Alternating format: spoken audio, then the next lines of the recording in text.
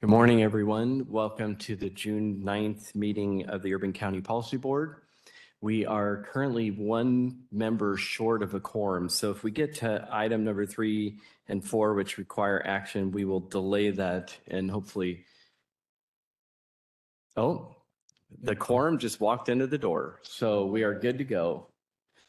All right. So with that, let's go ahead and move to item number 1, which is introductions. Please, I'll have Rebecca call you, introduce yourself, and let us know which jurisdiction you're representing.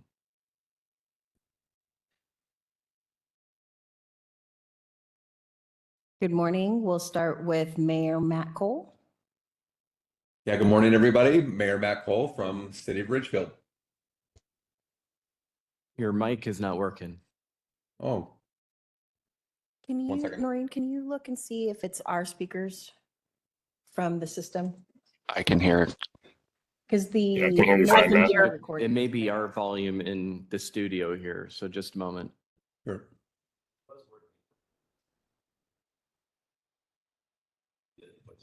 Hey, Chuck, can you do a voice check real quick? Chuck Green?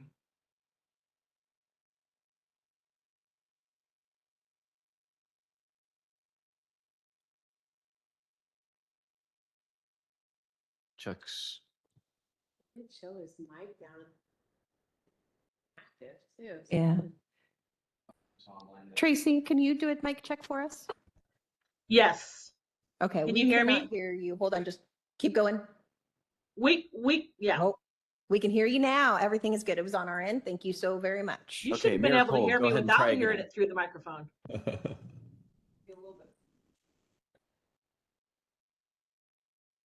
All right, we'll try again. Mayor Matt Cole. Yeah, hi, everybody. Matt Cole here, representing the City of Ridgefield. Thank you very much. Tracy. Tracy Coleman, City of La Center, Planning Public Works Director. Chuck Green.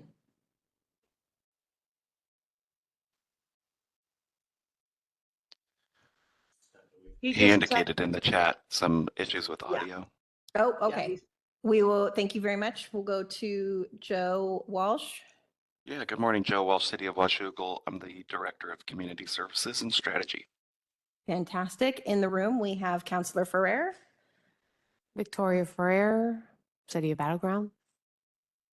And staff, we have myself, Rebecca Royce, Michael Torres, and Noreen Ibrahim, and then Councillor Young.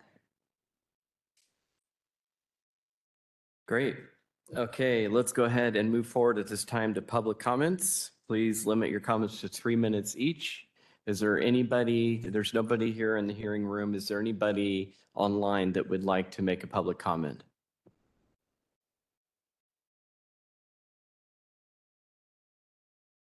Okay, seeing no hands, we will go ahead and move forward to action item number 3, which is the election of vice chair. Mayor McCoy from the City of Battleground served as our chair both last year and for the first half of this year and is needing to step down at this point. And I will be completely candid. Pretty much the only thing that anybody will need to do is chair the meeting in my absence for the most part. So I would like to see if there are any nominations.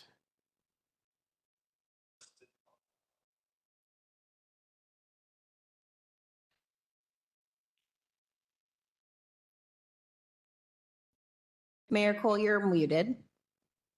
Oh, I am muted. Can you hear me?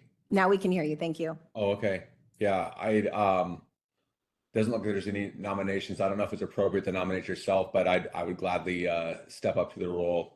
It is absolutely appropriate. Thank you. Okay. All right, so we have one nomination. Are there any others? I don't think there are. We'll go ahead and close nominations. So we have one nomination. That would be for Mayor Matt Cole. And any discussion? All right, and is there a motion?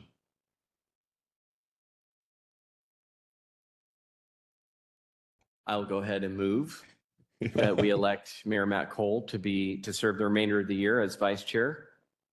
Do we I have a second. Great. Second. Any other thoughts prior to vote? All right. All those in favor, please say aye. Hi. Aye. Thank you, Matt. And are there any opposed? Congratulations, Mayor Cole. Look forward to working with you. Thank you very much. Yes. I lied. It really is a big deal. That's right. No, I'm just kidding. Read man. the Thank you fine for print. stepping forward for that. Absolutely, sure. All right, let's go ahead and move forward to item number 4, which is the approval of the April 14th, 2025 meeting minutes. And if there are no comments on that, I'd entertain a motion on that as well. Chair, I'd I'll move to- motion to approve the minutes. Ferrer. It's been moved. Is there a second? Second. I think I heard a second. Yeah, I sorry, second. second. Second Great. from Cole. All right, moved and second. And all those in favor say aye. Aye. Aye. And any opposed? All right. Meetings have been approved. Okay, we'll go ahead and move to item number 5, and we'll go ahead and turn it over to Michael and Rebecca to move us through this item. Thank you. So we just have a few quick items to go over for our program updates for this meeting. First, as you know, we've been working on our 2025 through 2029 consolidated plan and the 2025 annual action plan. And that will be submitted in the next couple of weeks. Staff is working through the final drafts of the consolidated plan to make any technical corrections and ensure that the verbiage in the plan does not go against any of the executive orders from this current administration. So we're doing some technical changes there. Once we do submit it, HUD has 45 days to review, and then we should receive our home grant agreement shortly after plan approval. Our CDBG grant agreement will be delayed due to our timeliness issues, which takes us into the next topic. The most recent timeliness test was May 2nd, and the county was at 2.26. The requirement for HUD is to be at 1.5. So we're still above the amount of funding that we have on hand or available to us for the CDBG program. This is now our 4th year being untimely, which will require a formal consultation with HUD headquarters. We are working and improving. So last year we were at a higher number. This year we're a little bit lower. So we can show that we have been spending those funds. We also have some of those stalled projects around the environmental reviews moving forward now. So through most of the environmental review process, a couple of projects are planned to be in construction this year. So we should be looking much better at our next timeliness test next May with a lot of those projects moving forward. Any questions on these topics before I move to the next? And Michael? Yeah, I just do want to remind Irving County Policy Board that this was expected, and we've been discussing this all along with the UCPB. The timeliness test in May is once a year, and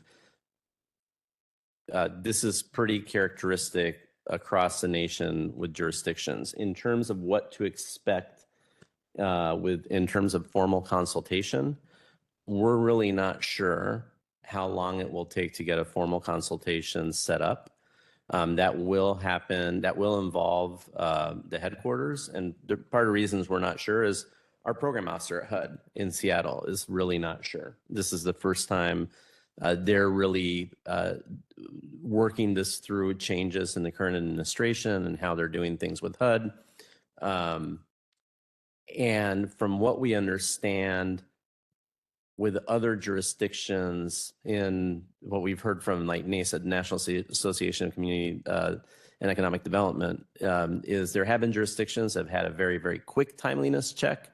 And there are some that have been in a queue waiting, or I said timeliness check, a very quick formal consultation. And there have been some that are in a queue for a while. So at some point in the near future, we hope to hear about what the next steps are for formal consultation. And what that will mean to us is likely going to be continuation of the timeliness reporting we've been doing to HUD, probably with a couple other requirements or more frequent periodicity. Based on what we were told by HUD when we went to the timeliness workshop at the end of last year, we do not expect to have any reductions in entitlement funding.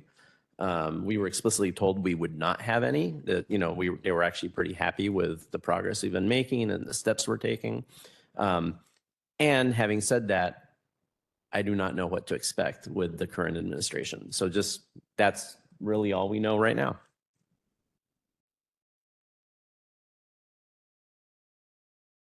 If there's no other questions, I'll go on to the next slide. So we wanted to let the board know that we have been doing monitoring of all of our tenant-based rental assistance programs. We have 4 of them right now. This was for their 2023 contracts, which were actually taking place between January 1st, 2024 and December 31st, 2024. 2 of the contracts extended an additional month or 2 to spend out those funds, which is not uncommon. We did find some issues across multiple programs, and we are working with those programs to correct those issues. The tenant-based rental assistance program is a very technical program, and so it's really easy to not do it right. And so we have been working closely with them. We also do quarterly program meetings with all of our tenant-based rental assistance, so it gives us opportunities to do training on the things that we identified in the reviews. And so those are getting corrected, and we are very confident in the programs that they will be doing fine just moving forward for the program. We also wanted to notify the board that we rescinded Second Step Housing's 2023 allocation. Unfortunately, that project has not moved forward. In our guidance, we need them to move forward within 18 months of securing other funding, and they will not have funding secured anytime in the near future for this project. So we've rescinded those funds. This will require a substantial amendment to our 2023 action plan, and we're going to complete that with the CAPER process. So when we do the CAPER in September, it also requires public comment. We'll extend the length of comment to include the substantial amendment 30-day requirement. And then we will work with the applications that came in this year to see who can take on those additional funds. The River and Main project was underfunded. It didn't receive the full allocation. It's the same with the YWCA domestic violence program. So we'll work with them to see if it's possible to move those funds into those projects. The last update that I have is regarding home ARP funding. Rebecca, real quick before we move on to that, just quick question. So these changes will again affect our timeliness issues. Is that correct? Not with the home. Not with the funds. home, only CDBG. Correct. CDBG has the timeliness test. Great. Home has specific deadlines of when we need to allocate and then expend funds, which you have to have them allocated within 2 years and Great. then spent within Okay. 4 years. So it's a different kind of timeliness, but not through a test. Good news. Okay. Thank And you that's for why that we had to clarification. rescind the funds Yep. because they weren't moving forward and we would not have met those timelines for the home funds. So for the home ARP funding, these are additional American Rescue Plan funds that we received for the home program. We were notified just this last week or the week before, that there was a miscalculation in the formula at the national level, and many jurisdictions are receiving an additional small award of home ARP funds. For us, it ends up being $3,033. So we are planning to just put that into the Weaver Creek project, which has received the bulk of the home ARP funds originally. It still hasn't moved forward into a contract yet. It will be later this year. And so it just makes it nice and easy. It does not require a substantial amendment because it's not a significant amount of change in funds, and it's going to an existing project. So we're just going to add those funds to that project. Does that come back to us at any point, or do we just need to give you just informal direction that we appreciate that recommendation? Typically with something this small, we wouldn't need the board Okay. to give us Great. approval for it. In our guidance, I think it's under 10%. We just have the staff Perfect. have the Thank you ability to for do that, but we making want to us make sure aware you're of it. aware. Yeah, thank you. Any questions about any of the program updates?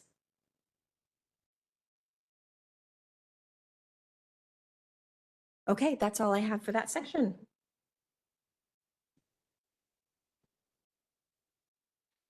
And I'm next.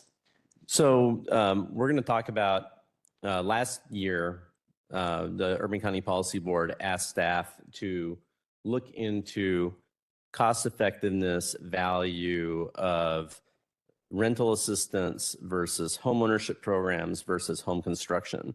Because there are significant differences in cost in funding all three of those. And they have different impacts. And I think Councillor Young and Mayor, I call him Mayor McCoy. Thank you. I was going to say Mayor Troy. Sorry, apologies.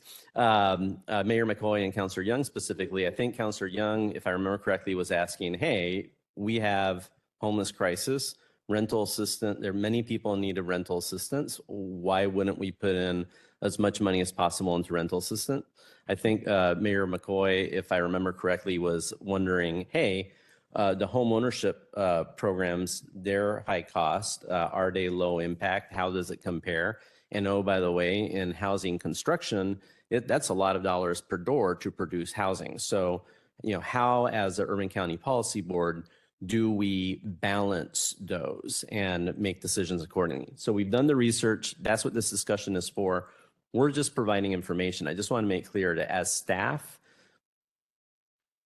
all three are valid things to fund, and we just want to make sure that what we solicit in the public solicitations, the request for applications, is reflective of the guidance and priorities that the Urban County Policy Board gives us. So really, while providing you information and you discuss accordingly. Next slide, please.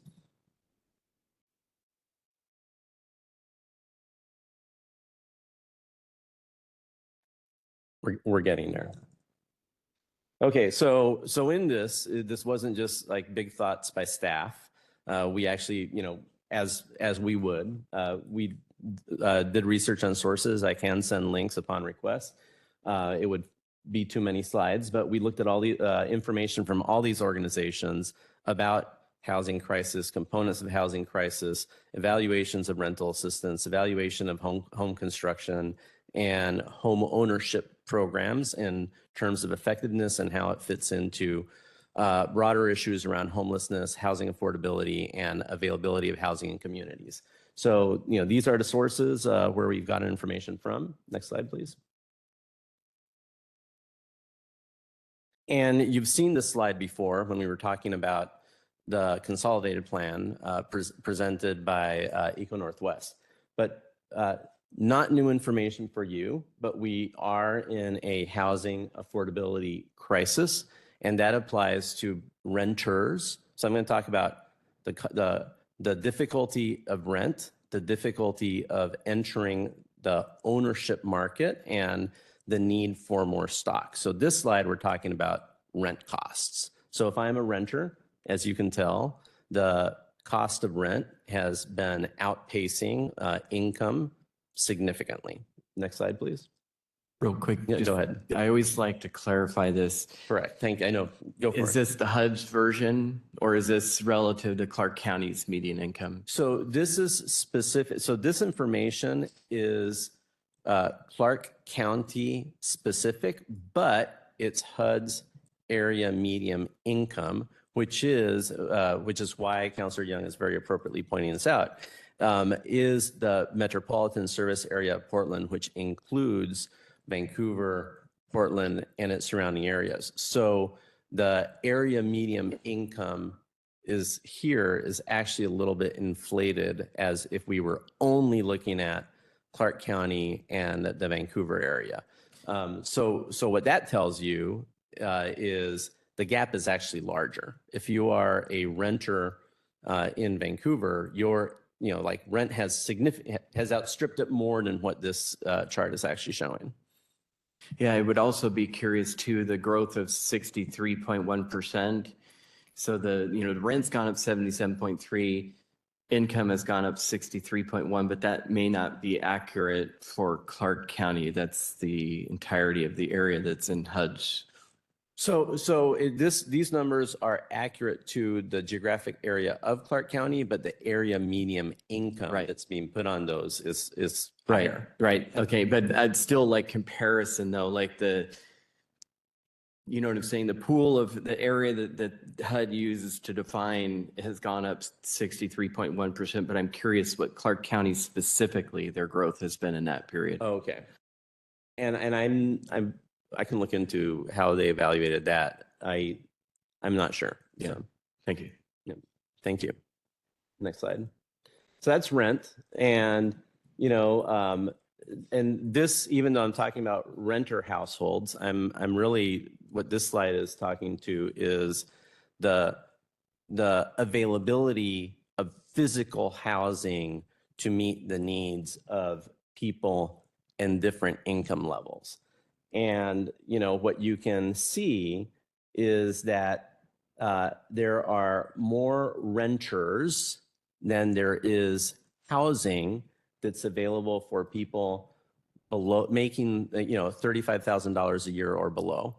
Like there isn't physically enough housing that's priced at a level where people at that income can actually get a rent and make ends meet. There is adequate housing in theory in terms of pricing, the physical inventory for people making $75,000 a year or below. However, one thing this chart does not account for is a lot of that housing is occupied by people that are making above those income limits. Just like any of us, like we want to pay for, we want to get as much value as we can of all our things, including rent. So if we can pay a lower rent than as low as we can, that helps us, save for housing, save for, other life things if we're going to become a homeowner, medical costs, et cetera. So the reality is that there is inadequate housing inventory for the need of renters that is out there. So that's, people like the price is too high to access it, and the availability of the physical inventory is not there locally. And this is data for Clark County. Any questions? Next slide, please. Real quick Oh, before go ahead. we go on. So I just want to make sure I was looking at that chart correctly. So on the left side, the percentages there, is that percentage of AMI? Is that what we're saying right there? So like these are at or below 90% of AMI, all of these numbers. Does that make sense?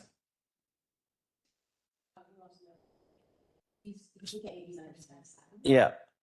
That's not AMI. No, so no, that's talking about the percentage of renters that are out there, Oh, okay. and then the percentage of housing that is adequate to that income level. So for example, using that 20,000, about 15% of the renters that are out there are making $20,000 a year or below. Oh, okay, gotcha. And about 5% of the housing inventory that is out there would be affordable to those households making $20,000 or below. Gotcha. Okay, great. Thank you. Thank you. Thank you for the question. Next slide, please. So, we talked about rent costs. We've talked about access and housing inventory. If we're talking about ability to become a homeowner, that has increased, that has become even more difficult in terms of cost than it is to afford your rent, which is why people are staying as renters for longer and longer. That's what this slide shows. I can get into a little more detail. It goes, the same issues around AMI that Councilor Young was alluding to in the rent slide applied to this. They're the same issues. But so this actually understates how difficult it is for a potential first-time home buyer to become a homeowner here in Clark County. Next slide, please. And another thing to consider is the costs of owning versus renting. So when we're thinking about long-term solutions in community stability for a household, it is transformational, not only in the sense of building assets and wealth, but home ownership is much cheaper on a month-to-month basis than it is to rent right now. And that's basically across incomes, and that's what this slide shows. Question, how is homeowners, like, unless you purchased your home previously, when houses were half the cost of what they are.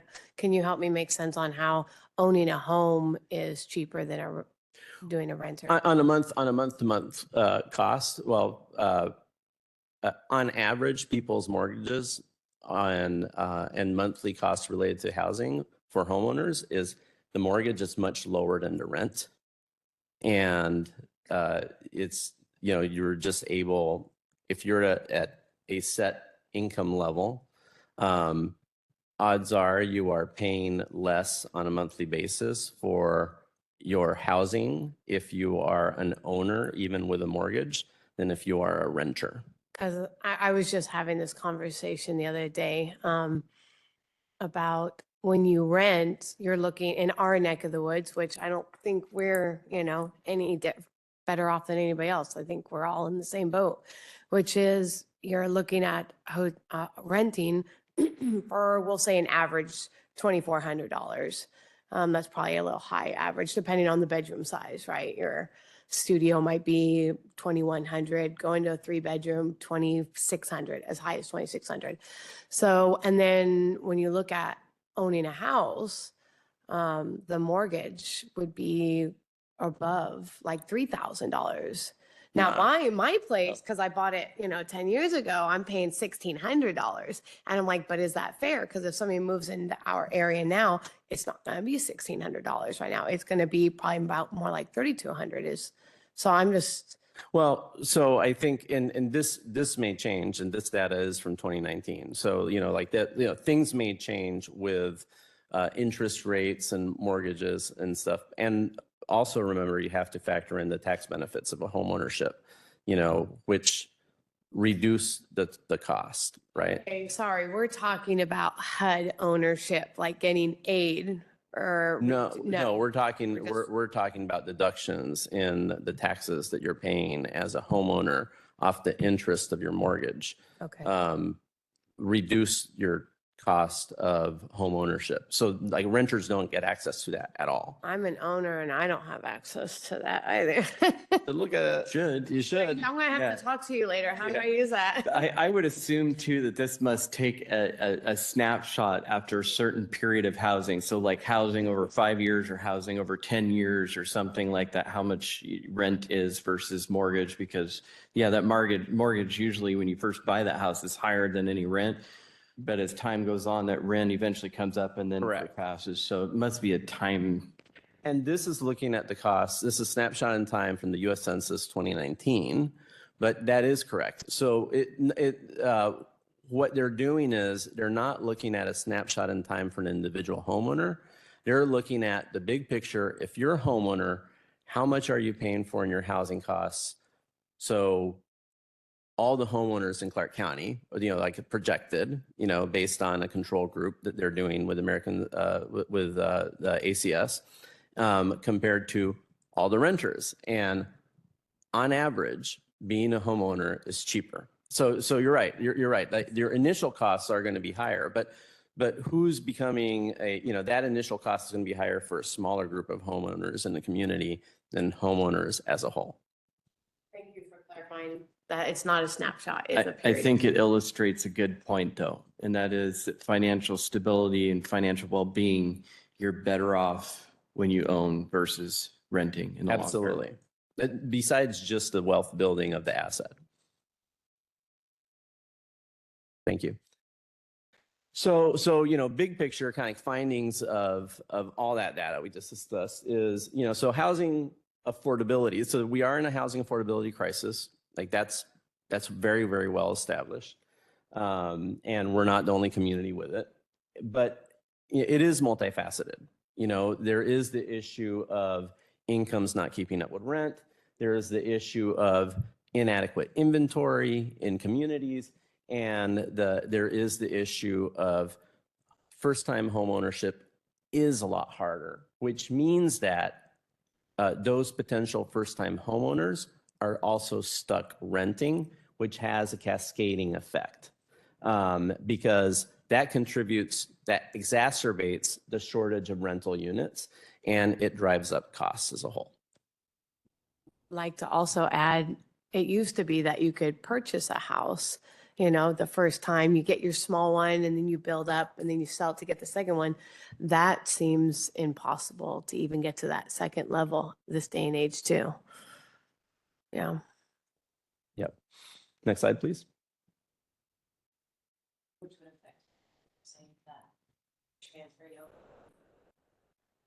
Yeah, because that first house would become a rental, right?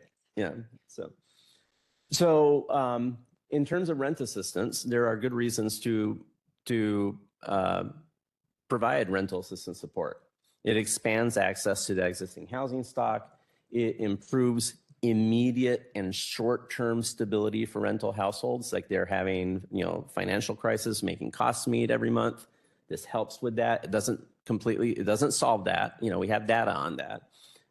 It provides financial assistance to the most cost burdened households. And we will show you that, yes, the financial assistance that TVRA we're providing is going to the most cost burdened households. And it has the potential to help many different households, like numbers of households, higher volume of them short term. Now, the limits for rental assistance is it's limited to how much rental assistance you can provide, right? It's like if you can only provide that rental assistance if you have the funding to do it, and a lot of changes to that happen. It mitigates crisis. It doesn't eliminate the crisis for the household, and it does not at all touch the roots of the problem. It doesn't increase the job income that they're getting. It doesn't decrease the actual market costs of housing. It doesn't produce more housing inventory. It's important.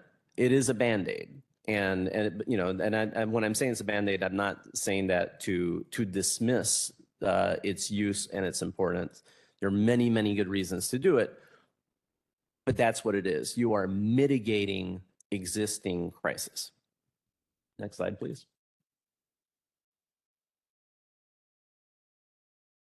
So, and I'm saying multifamily housing is initially, I think in the conversation last year, it was phrased as multifamily housing. But the other reason we actually are talking about multifamily housing is historically with home funds, things funded by the UCPB, they're going to multifamily housing projects. That's what most of the UCPB investments are really how they are impacting the housing inventory in our community. So, first thing is it increases the affordable housing stock in our community, and it does it for a prolonged period. Every time we fund an affordable housing project, they have, from the moment they are completed and start having occupancy, we require affordability to be in place between 15 and 20 years. That's standard. The increase, in terms of affecting the market, increasing housing stock eases pressure on rising rental costs because there are more housing units available in that community. When you create new housing, you can be very targeted in what kind of development you're doing you can target specific communities, whether it's geographically or whether it be on a specific community type of need. Think of disabilities, think of seniors, think of, low-income persons, so you can design what kind of housing you're creating, and it improves the overall living environment in the community. Like that's the reason you develop, right? Now the limits are, they take time. It takes anything, from a year to 5 years, and you have to, put together like the financing, develop the plan, approval process. We've been talking about environmental reviews,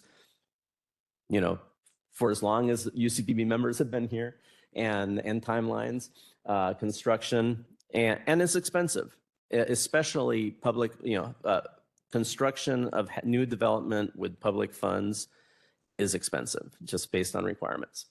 Next slide.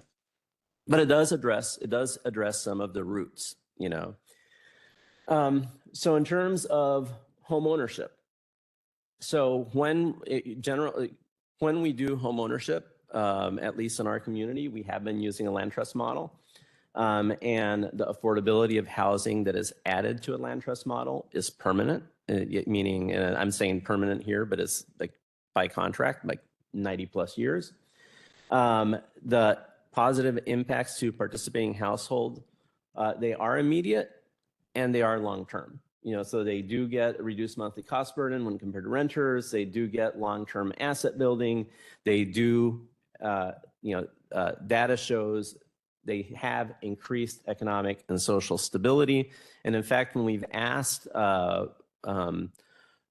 agencies that we've entered in homeownership programs to talk about their rates of default and households exiting the program because they couldn't sustain the cost of homeownership, they've been extremely low, much, much lower than the housing ownership market, like the mortgage default rates, much, much lower than compared to the rest of the market, and actually much, much lower than our rates of renters that exit programs unsuccessfully.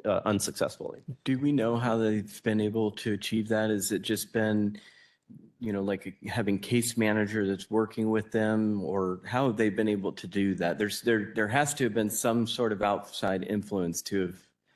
Well, so I think, and just to be clear, I don't know that the types of support that the homeowners are getting in terms of case management are any less or are more effective necessarily than renters. I think that you are talking of slightly different populations as you're going to become a homeowner, even if you're at a lower income level, when that agency has assessed you as ready to be a homeowner.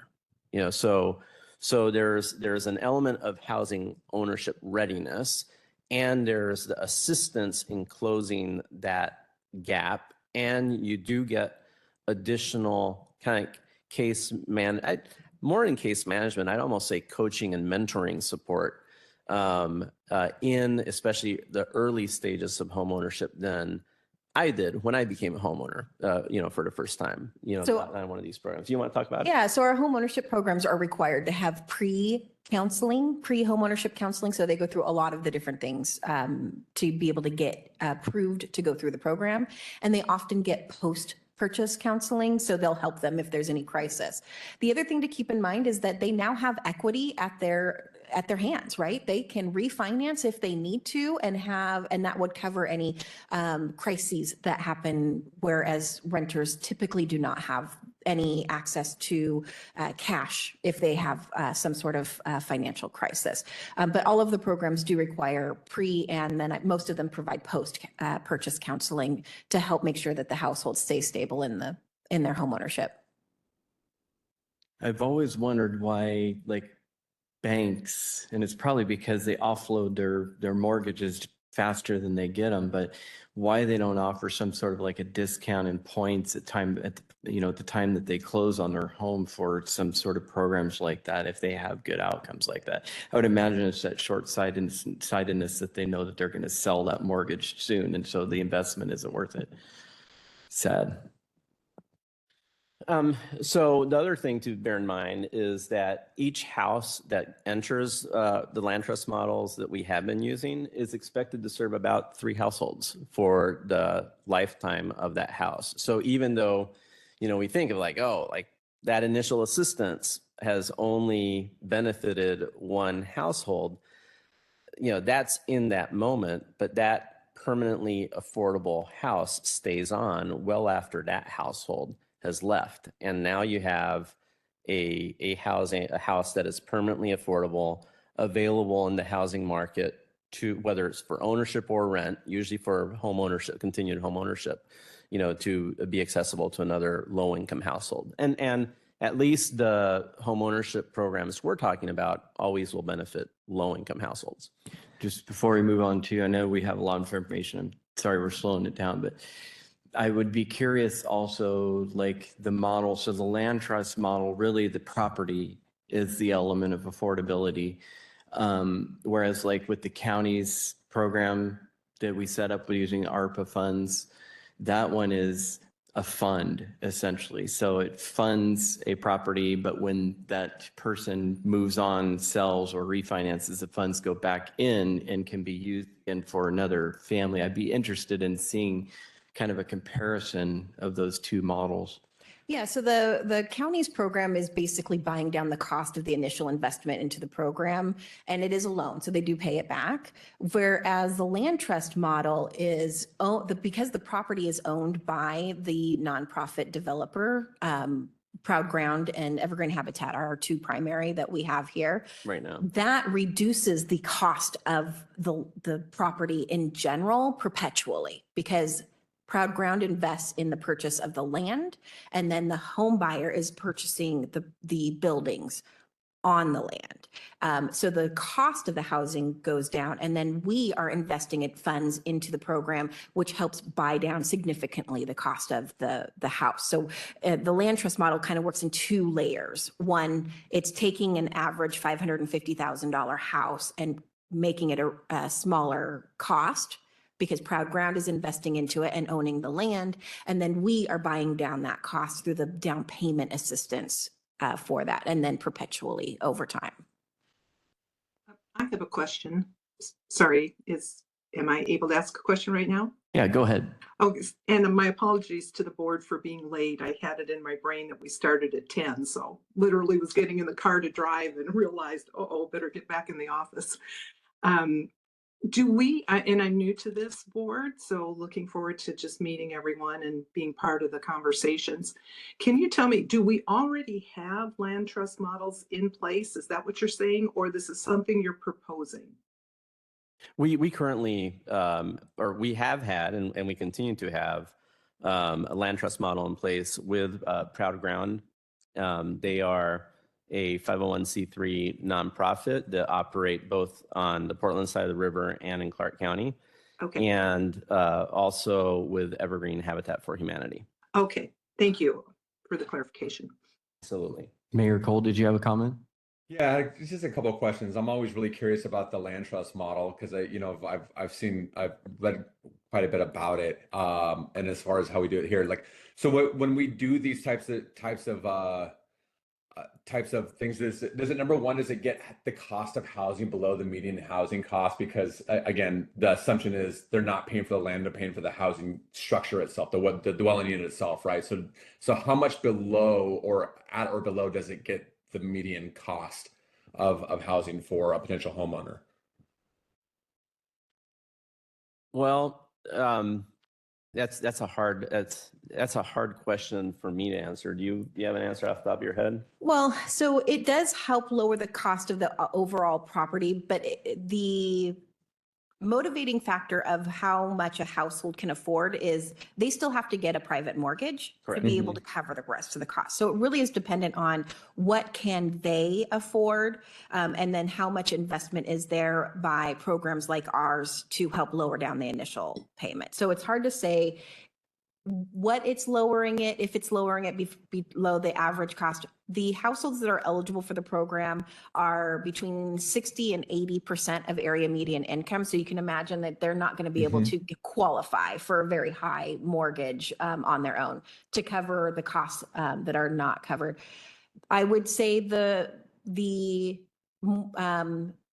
information that I've seen for the last few households that have homes that have been purchased, the average private mortgage has been around $350,000. So we've been able to buy down.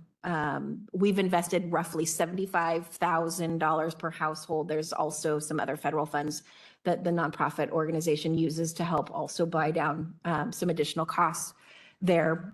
So that can give you kind of an idea, but they do have to qualify for a private mortgage. So you can imagine they're not going into expensive housing. Another nuance is the way, like for every, like the cost will vary a little bit with how the nonprofit, the service provider, is doing the land trust model. So for example, Proud Ground is more likely to have sites scattered throughout the community, while Evergreen Habitat for Humanity tends to buy land and develop, like create a housing development with that land. So the cost of the mortgages, the cost to the service provider with land, I mean, that is one thing with Evergreen, and initially at least Proud Ground doesn't have the land and it's not doing a development kind of thing. So that varies it a bit. In my mind, what we're really doing with, in my mind, we're with home ownership programs, we are primarily impacting the access to the home ownership and the mortgage. That initial cost is being mitigated. And then I think for the same type of mortgage, like the costs are not going to be that different between someone in a home ownership program and someone who entered home ownership outside of that home ownership program. The big change is you wouldn't have been able to afford the mortgage to start with in the first few years because you've bought down the mortgage and you've had some initial support, if that makes sense. Yeah, no, that makes sense. Yeah. So I guess with that in mind too, like how does equity work then? Because if it's in a land trust and they're getting in by benefit of a nonprofit organization or government funding, do they retain the equity on the dwelling unit? You can answer 100% of the equity, or is it just a partial amount? It's a partial shared equity. Correct. Okay. It's agreed upon initially. Yes. I was thinking the equity comes in where they may need funds and you need to show that you have equity in order to get that aid. Like you're saying, renters, they don't have access to that. So Right. it's very easy if you want to, like you need the new roof or you need whatever life throws at you. It's like, well, you can go out for more loans showing that you have an equity to support that. Yeah. That they Yes, can borrow against. absolutely. But I think where, like in terms of how much of that equity could the household access, and it's going to be a portion of the total equity of the property. And that's what's called a shared equity model. And what that portion is agreed upon, like before the mortgage is signed. Do you have an example? Can you hear me? Do you have an example? Like, are there some, obviously they probably vary They're in the per 30s household, but usually. do you have like a really rough on average, or like, here's norm, you could have like a 40-60 or? So there's the county, per our home program guidelines, and the home program itself requires us to have that identified up front. So all of our programs use the exact same cost and Methodology. purchase and sale requirement, repayment. It is in our home policies. It's very rare. Like these homes they typically stay with the households for many years. So we haven't seen one. And I think we've had maybe 1 or 2 houses in the last 5 years. So it's pretty rare that we see the sale of the house to then look at the equity. But the shared there. equity has been, what we have seen has been in the 30%. Yeah, of shared equity. Okay, thank Yeah. you. Can I follow up with one more question on that? To Sure. What Rebecca had said is, like it sounds like people stay in these homes for quite a while. Is that to the benefit of the program? Like, do we want them to like purchase a home with a land trust model and then stay in that home for a while? Like you said, the average tenure is about 3 households over the lifetime of the structure. Is that what we want them to do? Or is it more ideal to get them, like, you treat it like as a starter home or like a first time home buyer, and then that helps them level up and purchase their own home without a land trust model, and as their next home, and then it allows more opportunities for other people who need to housing assistance in there. Like what is the ideal, I guess, length of stay or time that they would live in that dwelling? So in terms of what an ideal length of stay, that's really subjective, right? It depends Yeah. what you're trying to impact. Yeah. Proud Ground, I don't know for Evergreen off the top of my head. Proud Ground estimates that over 90 years, that house is going to have 3 households. Yeah. So about a 30-year stay. That's what they're projecting. That's we haven't been doing this for 90 years with Proud Ground, you know, but I bet we haven't seen any data that would contradict that to this point, you know. Like what would the benefits be? And so that's been okay with us, you know, so that's what we know right now. There would be benefits to have like a higher kind of throughput to the program. And that would be the assumption, you know, if like, you know, there are definitely ifs, if the transition out of the program is mortgage defaults, that would be bad, right? Yeah. Like, you know, we're like, people are entering financial crisis. If the transition out of the program would be because you are moving, you're upgrading to a different home or a second home, and this now becomes available to another homeowner, that's good. You know, the benefit, you know, what 30 years in a house also tells us though, is you're having long-term stability for a low-income household, and they're using, you know, like they should be, like we would expect them to, over that time and stability, to be building more asset, right? So I guess I don't have an answer for what would be the ideal. I think it really depends on what you're trying to get out of the program. But I don't think it's a bad thing to have long-term home ownership, like in one home. I would agree with that. I was just curious about if there was sort of a philosophy tied to that, you know, if it's better, or, you know, I don't want to say better or worse, but if it's better to have a little bit more viscosity to that, you know, when they stay and then move on, or if it's good to have them there for like that 30-year period. But it seems like just the stability is kind of the end goal here, which seems like it's serving. Yeah, and I don't think, you know, this is not something that's imposed on the household. Yeah. You know, like I think if a household is ready to move on to something bigger, better, like nothing will stop them from doing it. Mhm. You know, so you know, that's the other thing to bear in mind is it's not designed to be like, you need to stay here for 30 years, you know, to make this work. I think if they can move up earlier, good on them, you know, and good on everyone. So For sure. Thank you. so like the last, and I'll finish up this because like we are taking time in this, but basically, you know, again, we've already talked about transitioning off the rental market is helpful to everyone in a community. And this also increases the tax base in a community, you know, who's paying property taxes, and that also helps everyone. So the limits of homeownership programs really are scale, not only in the sense of how many resources, how many dollars are available to put into, but also scale in the sense of identifying, screening households for mortgages and property, connecting them to the banks.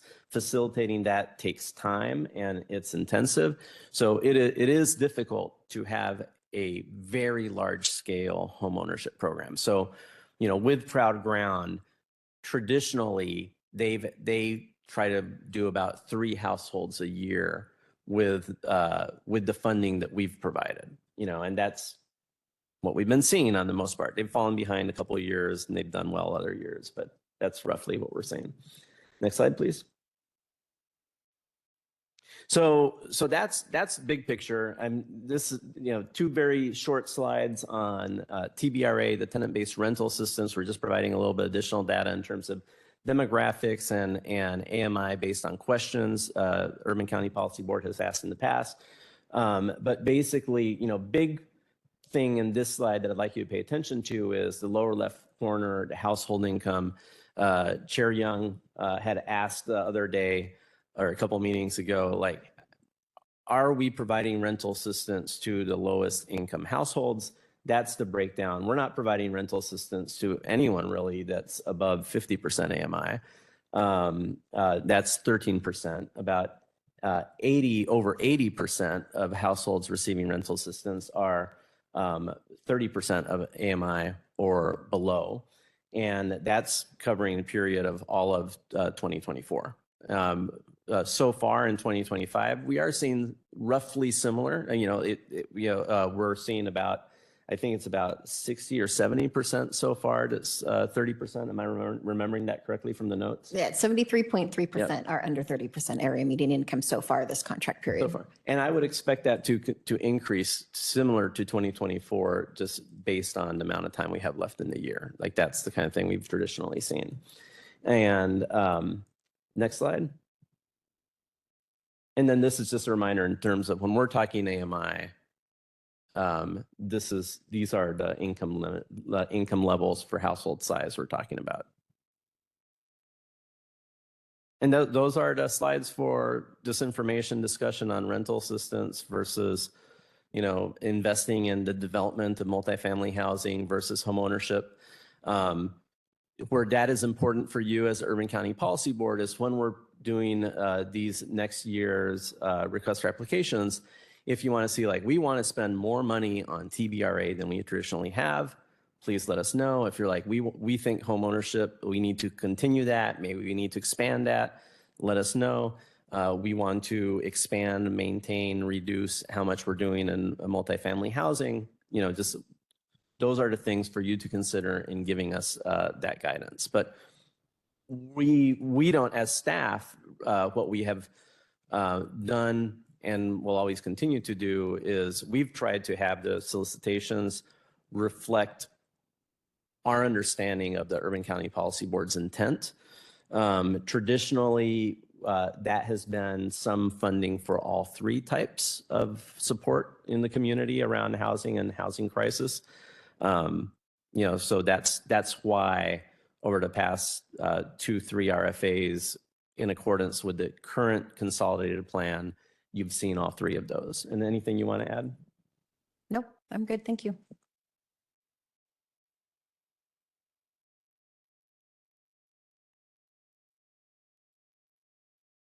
Okay, well, with that, we want to go into RFA planning. So this is going to be a conversation with the board to help us prepare for the next request for application. The request for application will be released October 1st, as it is every year. And with the new consolidated plan, which we fully anticipate being accepted and not having any issues moving forward, we wanted to align and make sure that the applications are meeting the new consolidated plan goals. And we wanted to design it according to what the Urban County Policy Board with additional guidance. So just as a general overview, the goals in the current or the consolidated plan, and we're going to call it the current one. This is the one that is really going to be what's active as we're going through the request for application process, has 5 goals. One is public facilities and neighborhood improvements. That's no change from the previous application process. The second is asset and economic development. Really, there's no change to the application structure. It does include micro enterprise assistance and home buyer assistance in that application. Then housing, this one is a little bit different from what we have done previously. Before it was affordable housing and homelessness, which was TBRA and multifamily development. This includes our multifamily rehab and new construction and TBRA. There's really no change there as far as what the application is going to look like, but it does now include homeowner rehab assistance under this when we report out to in our consolidated annual performance review evaluation report that will be coming out after these applications are done. And so you'll see this in like a year and a half. Public services is brand new, and then administration is new, but you're not going to see that moving forward in this discussion because it's a set amount that we will use for the administration of the grants. But I just wanted you to see that there are the 5 goals in our consolidated plan. So a quick overview of how we've been doing the application. So under public facilities and neighborhood improvements, we've been putting about 60% of CDBG funding into that category for all of those applications, and that is CDBG only. Under asset and economic development, it's about 40% of our CDBG funding, but it can include home. So micro enterprise assistance is CDBG only. Home buyer assistance is CDBG or home. And we make that determination at the time that we're funding applications based on what we have available, what all of the applications are. Home is harder to use, so we try to avoid using it in ownership opportunities, but we can use it. So we always want to make sure that we're as flexible as possible. With our housing, we have the homeowner rehab, which is CDBG only. We have our tenant-based rental assistance, which is both home with CDBG supports. And then we have our multifamily rehab and new construction, and that's home funds only. And then new is public services, that is CDBG only, and that is capped at 15% of our entitlement, which comes out to approximately $225,000 per year. So now we're going to kind of start talking about each of those goals and categories independently, and this is where we're going to have you guys give us some feedback. So for our public facilities and neighborhood improvements, again, this is CDBG only. We've previously had about 60% of our funds go into that. So 40% went into asset and economic development, 60% went into public facility and neighborhood improvements. The first question for the board is, does that breakdown still work? Do you like doing 60% to public facilities and neighborhood improvements and 40% to asset and economic development activities? So my first question on that would be, there are other categories that it could be used for as well, correct? Besides just these two? So we have CDBG that goes into the TBRA program, and then we have the set aside of funding for the homeowner rehab program. So this would be of the remaining dollars. And then if the board would like to do public services, then we would, so this would be the remaining dollars after we did those other activities. That's why we're doing it as a percentage rather than as a dollar amount. I don't know, maybe there's later in the packet, but like kind of like a chart would be helpful for us to be able to see what's going where and where it could go potentially. I don't know that we're going to make any changes at all, but it certainly would be helpful for us to see where what is going and where it could possibly go to. That can be a little bit difficult, and I can create that based on the decisions today. Right now is our, without scheduling additional Urban County Policy Board meetings, we would want to have as much guidance as possible today so that we can move forward and getting everything planned out for the October. I know October seems like forever away, but it's really not. And so we would want as much guidance, but I definitely can and can look at doing that for future conversations of what that looks like. I was thinking it would be nice to see, because I'm new, so maybe Counselor Glenn, you have some more input on this, but to see what kind of requests have been made thus far, and looking at that percentage, how many were actually coming in that did fall underneath these categories. So to see, maybe we could be filling in those gaps. I don't know what those gaps and those needs are right now, just based on, and I know I could easily look back at last year's and see what did we do, what did we provide, but also what were those initial requests? One thing to remember, I think the requests received have primarily been determined by the amount of funding that's been made available per category. So for example, the public facilities and neighborhood improvements, if you increase to 60%, what that really means is that the cities are going to have more dollars available to request their, sidewalks and improvements. So they, that could translate to, even if we increase from 60%, that could be more projects if you maintain the threshold, the limit maximum allowed per project for funding requested, or it could just mean more, more dollars per project available. So it's that really depends how you want to manage it. But I don't think that if we tell you the number of applications that we have received over years broken down by category, that demand is really based on where we've put the dollars in the categories. And the 60-40 split has been us looking historically at what applications have been received. So we have just kind of maintained what we have been seeing. And that it really does kind of come down at that around a 60-40. When we get to the funding, actual funding stage, we look at the applications that have been received. And then if we don't have as many applications in a category, we move funds to another category, to a project. Talking to you about it.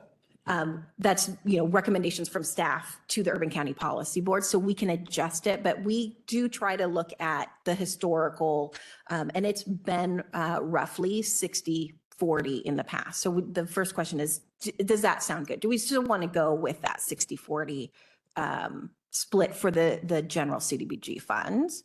And then we can try to provide, especially through the community, the CAPER, the Consolidated Annual Performance Evaluation Report, we kind of break down more things on an annual basis, and we can absolutely look at bringing more data to the board in the future that kind of gives me more of that historical context. So can you give me just a few maybe current examples that we're doing right now underneath the CDBG that fall underneath these 60-40? Under the public facilities and neighborhood improvements portion. Because I can assume what that is, but I'd rather ask and be Yep. Yeah. understanding. So we have several years worth of funding. It's our timeliness issue, right? So we have several years. The public facilities, the neighborhood improvement side is the one that tends to get a little hung up, and it's causing our timeliness issues. So we have a 2020 project from in Battleground for Southeast Clark Avenue. We also have the Battleground Northeast First Street in Battleground. That's 2023 funds. In Ridgefield, we have G Creek improvements. We have Hall and Elm and Sargent Street projects are going on with those. I think those are the main ones that we have right now that are under neighborhood improvements.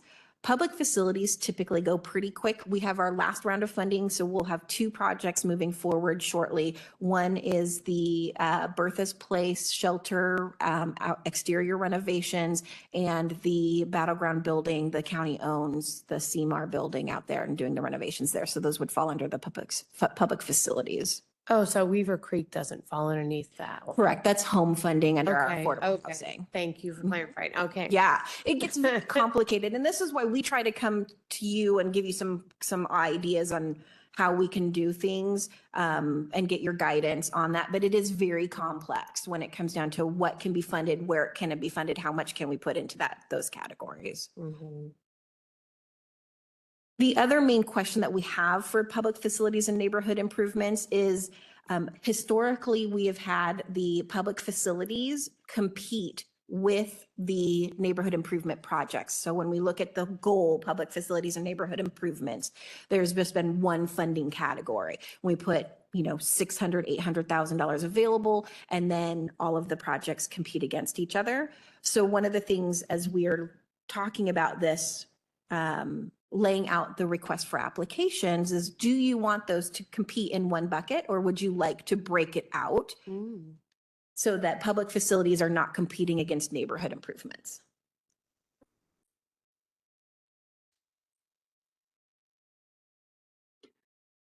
Would you have a recommendation? So what you're saying is, if we went with the 60% like it is currently, we might say that 40% is facilities and 20% is neighborhoods, or so you're breaking down that 60%? Is that what you're suggesting? So the first question is, how much of the overall CDBG funds do we want to put in this whole category? So that would Right. be if we went with 60%. So we'll talk about that 60% and we'll say that's $800,000. The second question would be, do we want to have them compete against each other? And then it would be 60% to public facilities and 40% to neighborhood improvements, or 40% to public facilities and 60% to neighborhood improvements, or 25 and 75, or 50-50. But the goal would be that they wouldn't be competing for the same fund. So in the last application, we had, I believe, 5 applications come in, and 2 public facility projects got selected and the neighborhood improvement projects did not.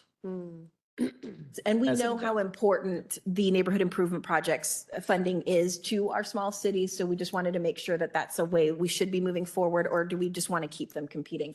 We don't always get public facility applications. So there may be times when we just, once we get the applications in, we'll know and we'll collapse that into one funding stream. But Tracy Coleman has. in the beginning, we want to structure the RFA to be as clear to applicants about what funding may look like and how that competition would look. Tracy? Yeah, I was just thinking that I like the idea of separating them out with the understanding that if, you know, sometimes you don't get some of the applications in, and if you don't get them in, then you just combine it together. So I kind of like the idea of keeping it separate so they don't have to compete against one another. And then again, if you don't receive it, then you just make it all available for whatever applications come in. Do you have a recommendation of how we should split the funding? I think 50-50. I mean, I don't think 60-40. There's no reason why not just go 50-50. And because like you said, you don't always get the application. So it just goes in one lump sum pot anyway, if you don't receive any applications. And maybe I'll just see what happens in the next couple of years if we get more applications this way. And just to clarify that 50-50, you're talking about the breakdown of between public facilities and neighborhood improvements, not public facilities, neighborhood Correct. improvements and other areas. Got it. Thank you. That's correct. Yes. Thank you. Thank you. I kind of feel like I need a little more information. Some of it would be, like, I hate making these kind of decisions, and it's certainly not that we don't have any information right here, but I feel like there's still some missing components. So, for example, I know just from the time I'm being here, of course, from one year to the next, I forget what we did the previous year. But what I would like to understand is both in public facilities and neighborhood improvements, you know, what kind of really quick snapshot of what those projects have been. But also, to me, there's a component of this that I think that we need to discuss, and that is that with public facilities, neighborhood improvements, I know that CDBG funds are often used as like a launch.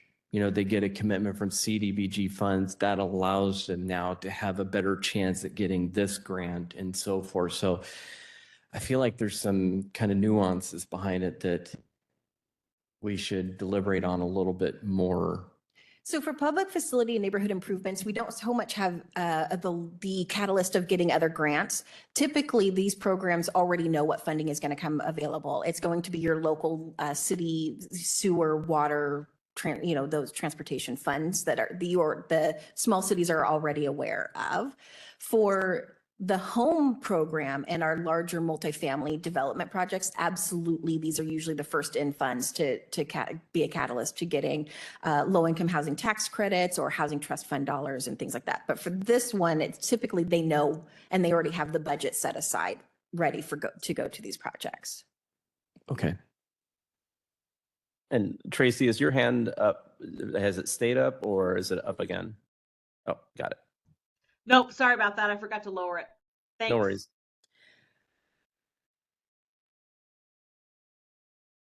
So we'll go on to the next slide. We'll talk about asset development and see if that helps with this conversation of what we would like to do for the public. So that's the remaining 40% currently. Correct. Okay. So the 40% we have periodically or have done about 40% of the funding goes into the asset and economic development. So this funds our micro enterprise funding, which is CDBG only, and our home buyer assistance program. Those have been traditionally in one pot of funds. So all 40% is in one pot of funds. The home program can support the home buyer programs if needed. But as I mentioned earlier, we only do that if we have additional home funds available to fully kind of make sure we allocate all of the funds into our applications. So the main question here is that 60-40 still work between public facilities and neighborhood improvements, and then asset and economic development. And then the same question would be, would you like to see micro enterprise assistance separated out from the home buyer so they're not competing against each other? So micro enterprise where we do typically get many applications versus home buyer programs, which we typically get 1 or 2 per application round.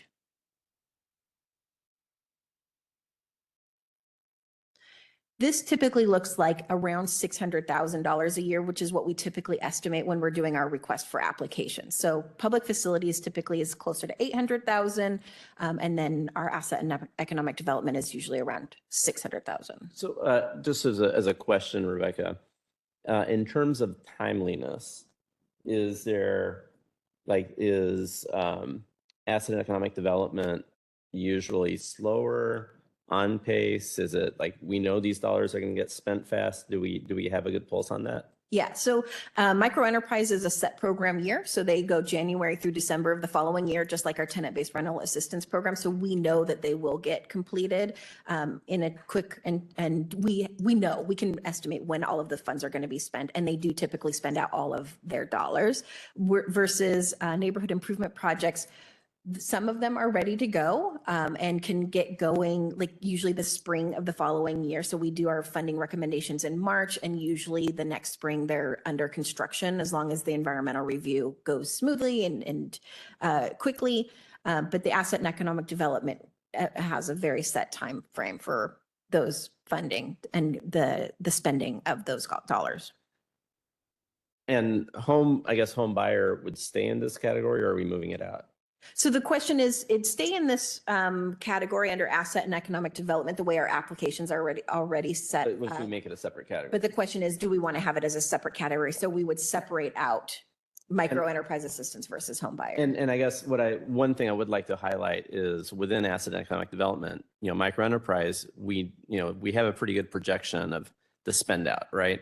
Home buyer is a little bit slower, and it varies a little bit because you're identifying a home buyer, you're connecting them to a mortgage, like there's housing market in terms of availability. So, we have had, not always, and I think like Proud Ground is caught up or catching up, but we have had moments where hey, Proud Ground, or hey, Evergreen, you're a little bit behind on spending. It generally has flushed out, at the end, but we do go through cycles on that. Which areas of this are our biggest contributor to our timeliness issue? I would say the home buyer program, but that's almost caught up, so not really a problem anymore. AED.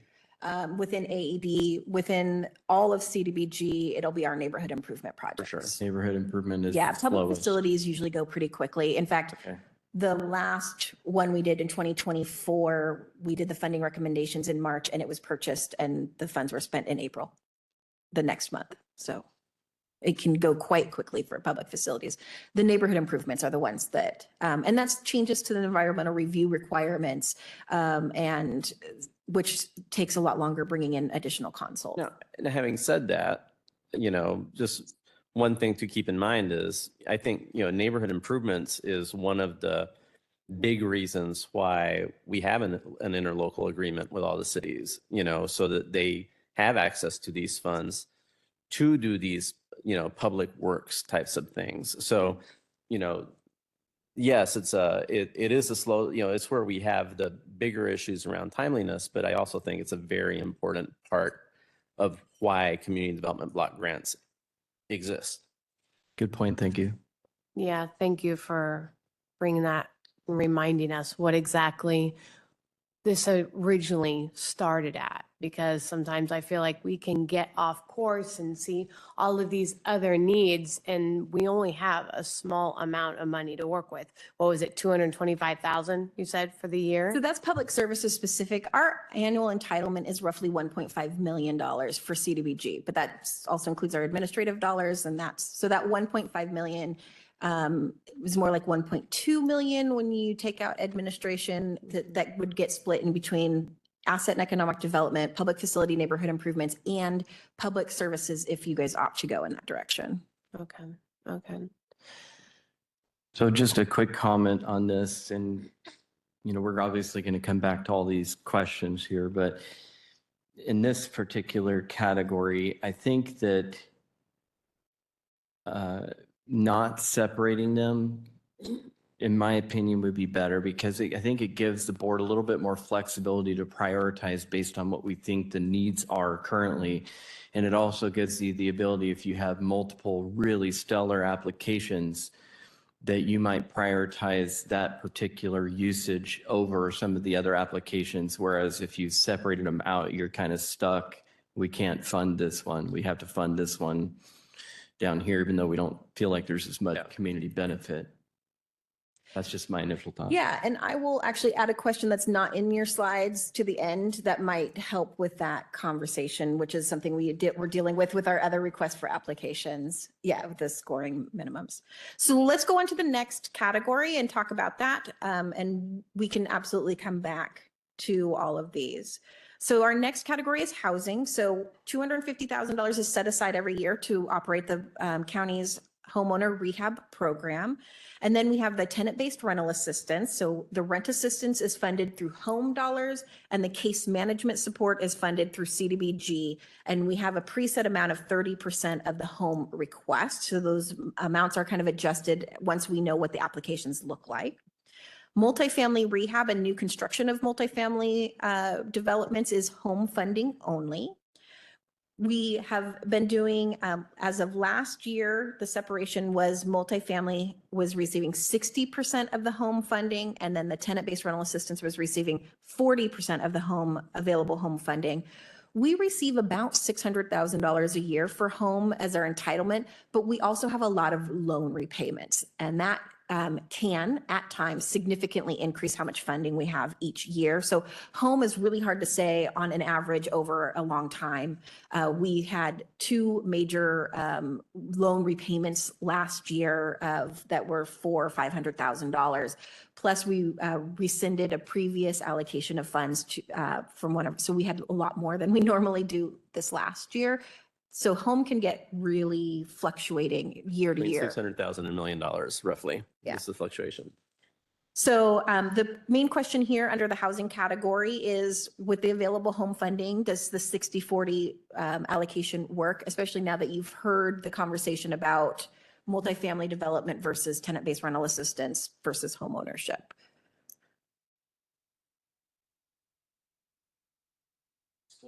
Still torn on this. I still would, yeah, I just did some really quick math. So we talked about like, rent amounts and such. And I took like the average cost of a new construction door, which I think is around 450,000 right now. And you divide that into 15 years, it's about $2,500 a month over 15 years. Now that's more expensive now, but 10 years from now, who knows, 2,500 might be significantly less than rent, average rent. So I don't know if there's a clear winner there per se. But I do know, what I'm curious to know though, is like, let's say we took 450,000 and we invested, that buys one door. What does that look like in terms of benefit to the public versus taking that same dollar amount and turning it into tenant-based rental assistance? And what does that look like? How many people are being helped? I feel like I'm still a little bit lacking in information on that. Yeah, so if we took that $450,000 amount and we look at our existing tenant-based rental assistance programs, we invested about that much in our 2023 contracts totally for tenant-based rental assistance, and it served 55 households over the year. Most of them have 12 months or longer in assistance. So you can get an idea of how many households would be served with that amount. When we're looking at the multifamily development, the thing to think of is that we are not only purchasing one door, we are leveraging one door out of 40, 60, 100 units. It depends on how many units are in that development, because a majority of those units are going to be low income, serving households who are low income, because the other funding that is coming in is low income housing tax credits and housing trust fund dollars, which require under a certain amount of income, typically 60% like our home program. So we are paying for one door, but we're typically getting 20, 40, Weaver Creek, it's 100 units. So you can see how that investment is really a catalyst to a lot of units, a lot of doors. And there isn't, I really can't give it's a values and priorities answer, right? It's subjective and it's going to change over time. So, another thing to think about with multifamily housing, as you stated, it might be $400,000 per door a year now, or per door now. 15 years from now, it might be $600,000 per door. And wouldn't it have been better to have that housing stock if you made that investment when it was $400,000 instead of delayed it, to later? That's just one way, one thing to think of. But, ultimately, and I'm not saying that you should fund multifamily housing and TVRA, but like that, those are decisions for the UCPV to make, and in terms of like proportionally as well. What we do know is that addressing housing affordability in the community does require all of those three things, right? It does require rental assistance, and it does require increasing the housing stock, and it does require access to home ownership, like exit ramps from being a renter. So, I think it's a valid thought to be like, right now in this moment in time for this community, this thing is more important, or this investment is more important to make, long-term stuff like that. But those are subjective value judgments. Do we know, as far as with the TBRA, do we have any outcome data on that? And, the other question, so one of the things that you pointed out in an earlier slide is one of the limits of rental assistance is that it doesn't change the roots of the problem. So I'm curious, could we ask for an RFA for somebody to work with people that are in these programs to help develop, to work with them rather than just. Oh, we do. So just to be really, really clear, right now, all our tenant-based rental assistance is going into rapid rehousing programs. Right now, the successful exit rates from our rapid rehousing programs over a year is around 75%. What is that success? Means what is that? they stay housed after housing subsidies have ended. The duration of the housing subsidy varies per household, but it's like roughly 30 months is what it ends up, like what we've seen so far. But it will change over time. Like that's not by program design. That's just based by like, environmental factors. And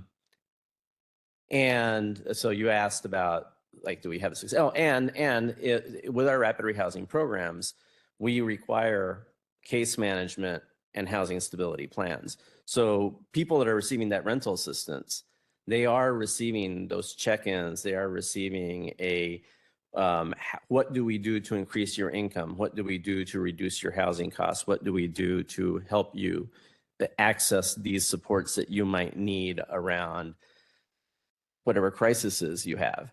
So that is taking place, and I think our rental assistance programs in this community are pretty effective. Like they're certainly as effective, maybe a little bit more effective than what we would see averages nationwide. And it's still limited. Because you aren't, really, like, the housing affordability crisis is not caused because of addiction or because of unemployment. Those are contributing factors, but there are also as much symptoms of the problem as they are roots. So, you are impacting the crisis in different ways. Yeah, I'm just wondering if there's a way that we can connect to people and increase that success rate.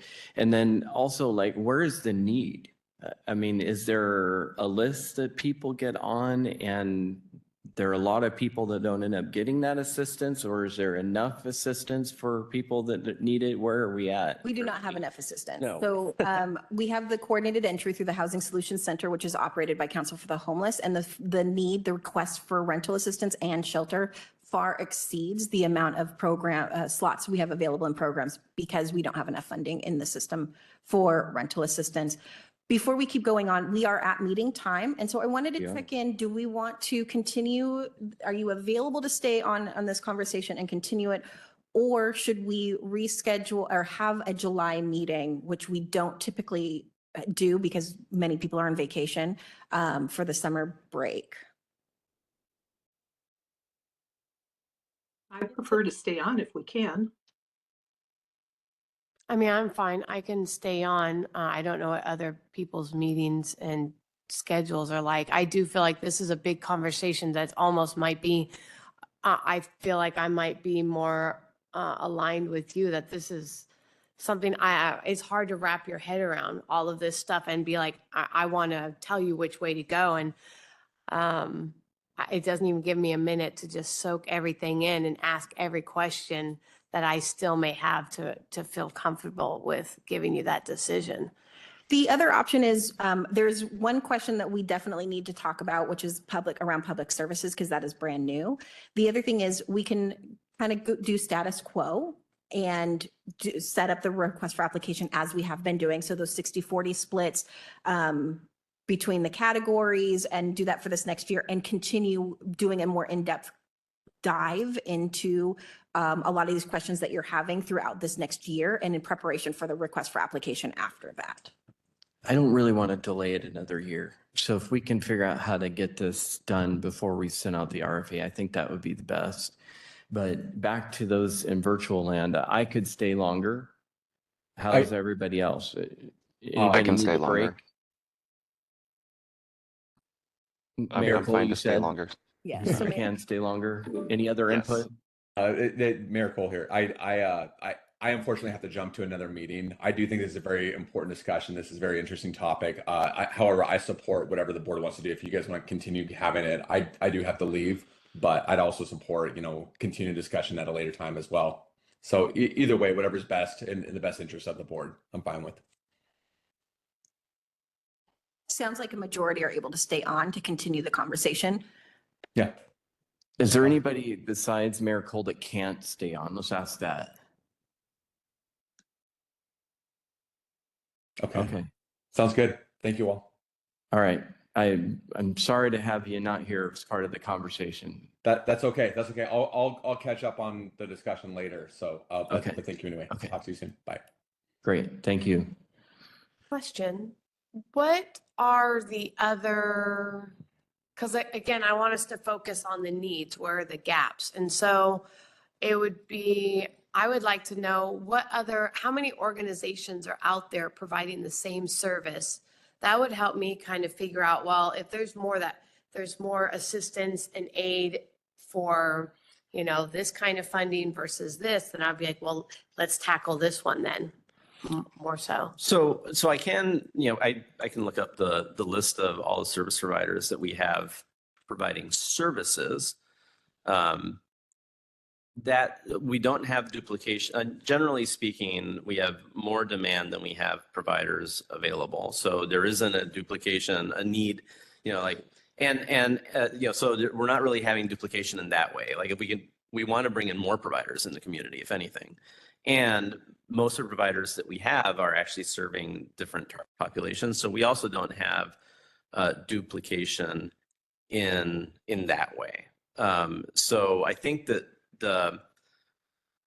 the bigger point is we're funding all of those providers, right? Like us and the city of Vancouver and, like the local jurisdictions. So that's what's driving the availability of the services, as opposed to who is out there, how much funding is available by whom to put into the community, if that makes sense. Yeah. We don't have it on slide, but could you go look up the Council for the Homeless website? Because Questions while she's looking that up. Sorry. sure. So I know when you guys go through the process, you guys are the ones that receive all of the applications, the requests, and then you put them through your rigorous test and you pick out the top, let's say 10, and then those are the ones that we see? Or can you, No, you see all of them. we do see all of them? You see all of them. Okay. Like we don't, the only things we would screen out would be if they absolutely do not meet eligibility Okay. for the program. So that helps me because I'm like, based on knowing that we're going to get to see Homeless them. trackers. Oh, I'm sorry. Yeah, not that one. They changed updated their They website. did. Now scroll down. Sorry, and okay. Oh, can you, Yeah, I was how trying. do we do that? All right, so the reason I'm coming up to this is you guys are asking in terms of what is the need? How do we quantify the need and the gap and stuff like that? So that squiggly line on top that's between, starts at like 100 something, you know, peaks up in around 2022 about over 200. Those are the amount of assessments that are being done for services each month. Okay. For housing, for rental assistance and permanent supportive housing per month. Okay. Now, the lower, the purple, you know, bar there, that's the number of openings that were available that month for rental assistance. So that includes our TVRA.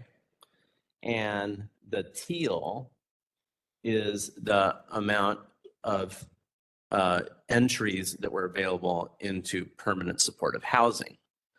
So, you know, so like as you're thinking through, like, what is the gap, and do we know? Like we do, we track this data, and we actually have it like per month. But that's, you know, that's where we can see, you know, and everyone, Chair Young, that has those rapid rehousing entries, everyone that's in there is receiving a housing stability plan, and they are receiving case management, and you know, we're working with service providers to improve on their best practices and stuff, and we're having fairly good outcomes. But there's the gap, right, between you know, the people that, you know, and that coordinated assessment squiggly line is an understatement, right? Because that's not just where the need is, that's who got to the point that they actually got a housing assessment. You know, so, you know, clearly the resources in the community are just overwhelmed in terms of what the demand is. And there's there's so much we can do in terms of increasing those resources available, you know, but that's what, you know, we're kind of looking at. And Tracy, did you have your hand up? Yeah, I think by looking at this chart, it appears that there's at least 50 to 100% or even 200% gap of what's available versus what you're able to serve. Am I reading that right? You know, when you look at them, like you know, if you have. Yes, at least. Okay. Yes, you are reading correctly. Okay. So Thanks. my question, were you done, Tracy? Yes. Thank you for Okay. asking. Yes, my question is then, what is happening to those people that are in that gap? Oh, very little. Couch surfing, is it out being outdoors? Is it leaving, moving in with family? What is happening? All of those. I think realistically, you know, absolutely, you know, all of those things, you know, and you know, they're getting the water bottles or whatever from outreach if they are, you know, but realistically, you know, just to be really clear, like that's a capacity gap, right? In both in terms of all the like, you know, all the dollars that we're putting into the system is being consumed in that purple and teal. I mean, and this does not include entries into, this is rapid rehousing and PSH, right? So, you know, there are people that are also, you know, accessing shelter, you know, so there'd be a higher, about 50% of those at some point in time during the year are entering shelter. So that's, you know, so they're receiving some services, you know, but the dollars are being consumed. And, you know, generally speaking, when people are not receiving services, it's not because a definition made them ineligible and stuff like that. It's because we have to triage, and we're triaging by vulnerability. and the dollars and the services are going to the most vulnerable. And by some methodology, people are going to be assessed, not, like we don't have the services to support everyone. My next question is one that you may not have an answer to, but I'm just hoping for some guidance. So let's say we shifted from 60-40 to 50-50 into TBRA. How much would it move that needle? Maybe $100,000, which would probably be 5 households, depending. The hard part is every program's targets a specific population, and with the different level of barriers to stable housing, and that can cost different based on how many barriers a household has. So Janice may be able to serve more households for that $100,000 versus Lifeline, who is targeting people with behavioral health conditions, or Share, who is serving more chronically homeless families. So it's really hard to say exactly. It would be a few more households. It also depends on how fast rents are rising, because it could be wiped out where there's nothing additional. And Chuck Green is saying he needs to head to another meeting. Yes. Yeah, and so absolutely, yes. I think that changing it 50-50, you're looking at between 5 and 20 households. And I usually, personally, when I think of rental assistance, I think of what is the annual cost of rent for someone in this income bracket, like just to make it a very quick and dirty, calculation, not saying that's if we were doing a scientific analysis kind of thing, so regardless of the differences in population, that cost is going to change with support, but the rent is going to be relatively fixed. So $20,000 a year per household, roughly in rent. So $100,000, like five households, something like that. And is the permanent housing that are they all permanent supportive housing that's being constructed? I don't recall. No, not that. That depends on the developer and the proposal. So, like in the past couple of years, We have not done permanent supportive housing through the home program no, in the last UCPB several has years. not. But the community has done a lot of Other funding PSH sources have been development. used. The UCPB has mostly just done multifamily, low-income housing, sometimes with a preference for people with a history of homelessness or seniors, but generally it's been low-income multifamily. Correct. And those usually come with vouchers to help subsidize the home. So Weaver Creek is a good example. 100 units, 10 are set aside for households with an intellectual or developmental disability. I think 10 or 15 housing units are for people who are exiting homelessness. So they're currently experiencing homelessness. And then the rest they could be exiting homelessness, but the requirement is that they meet the income requirement, which is under 50% of the area median income. Question. You did say though, even if we chose 60-40, it's not locked in. We could later on make some small variations. We would do that based on the applications that we received, Okay, on correct? that So basis. if we We'd had be funding locked in left the over, solicitation. we would use that as the solicitation itself to put that in. And then based on what applications we received, then we can make some minor adjustments. If we did not get applications that, for the full amount in one area, we would then move that, because we do want to get all of the funds allocated every year. But I think though, if there are more requests than funds all available, you can't really change at that point. Am I right? Yeah. Yeah, it would then it would be, can that project move forward with that limited amount of funding that's available? So there could be some, but typically we follow what we have advertised. We want to make sure that the process is very transparent.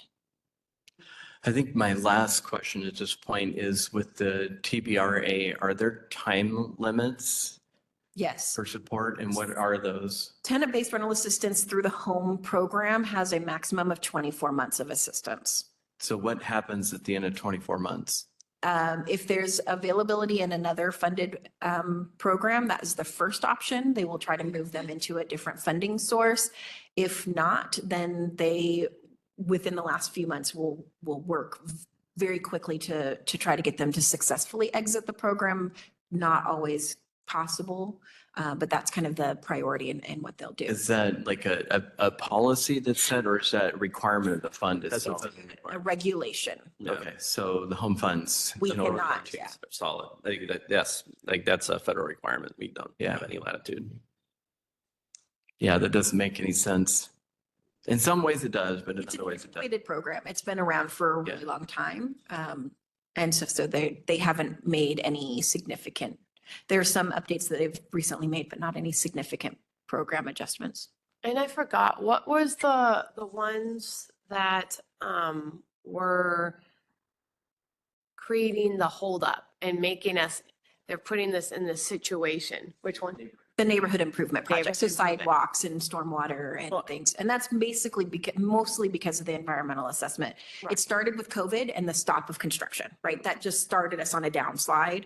And then the changes to the environmental assessment review process have just made it. And just to be clear, that's not, we can do better as a community, but that's not as much a reflection either on staff or on the cities that are having those issues. It really is cascading effects from pandemic and review process changes. What think ye, members of the board?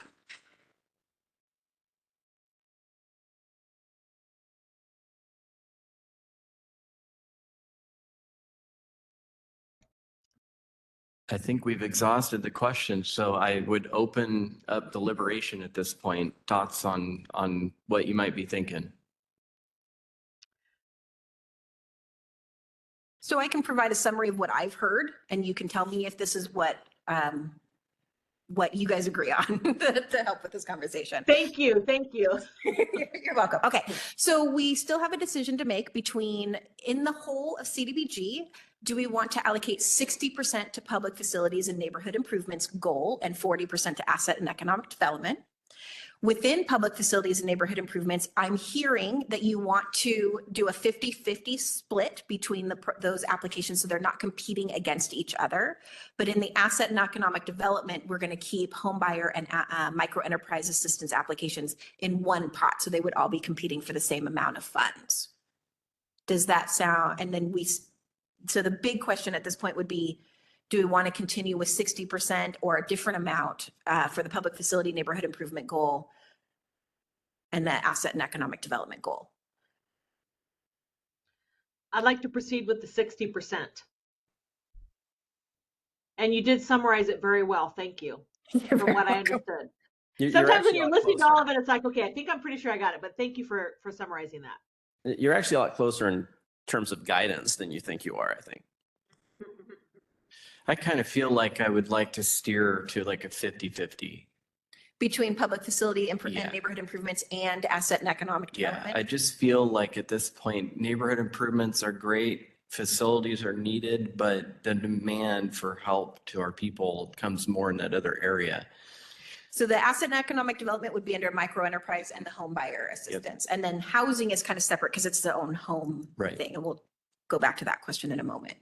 But what is the rest? What does everybody else feel?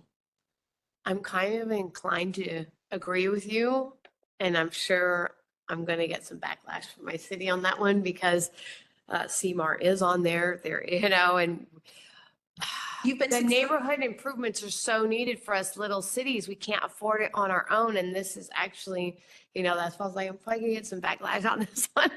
But I do agree with you. I think that the assets that's what we're supposed to be focusing on, is helping our lower income housing, needs for our people with the assistance of rent. And it's just crazy how unaffordable it is right now. So I think that would be my focus, 50-50. What other thoughts?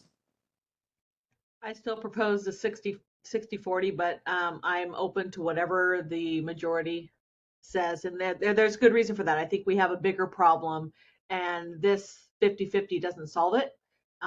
So that's, we got a bigger problem in our nation. And again, just us right here, the 50-50 doesn't solve it for an extra 10%. So, but I will support whatever everybody wants to do. I think the only jurisdiction that's available that has not responded is Washougal. Joe, do you have a recommendation? Yeah, I would tend to agree with the chair. Okay. The 50-50 split. 50-50. So we'll move forward with 50-50. This will be just this 1 year, and then we can, we'll revisit it next Revisit, year for yeah. the following RFA. And like, everybody's like, no, we're not going to do it that way anymore. So then when we're looking at multifamily development and tenant-based rental assistance, we have historically done 60-40. How would you like us to proceed with that?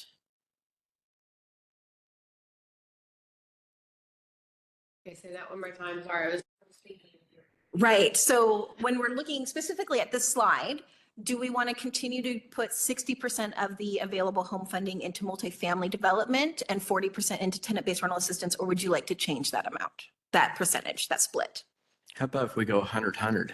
That might be a little difficult to do. Yeah. The I math think so. doesn't math. I would be inclined to keep it 60-40. And Agreed.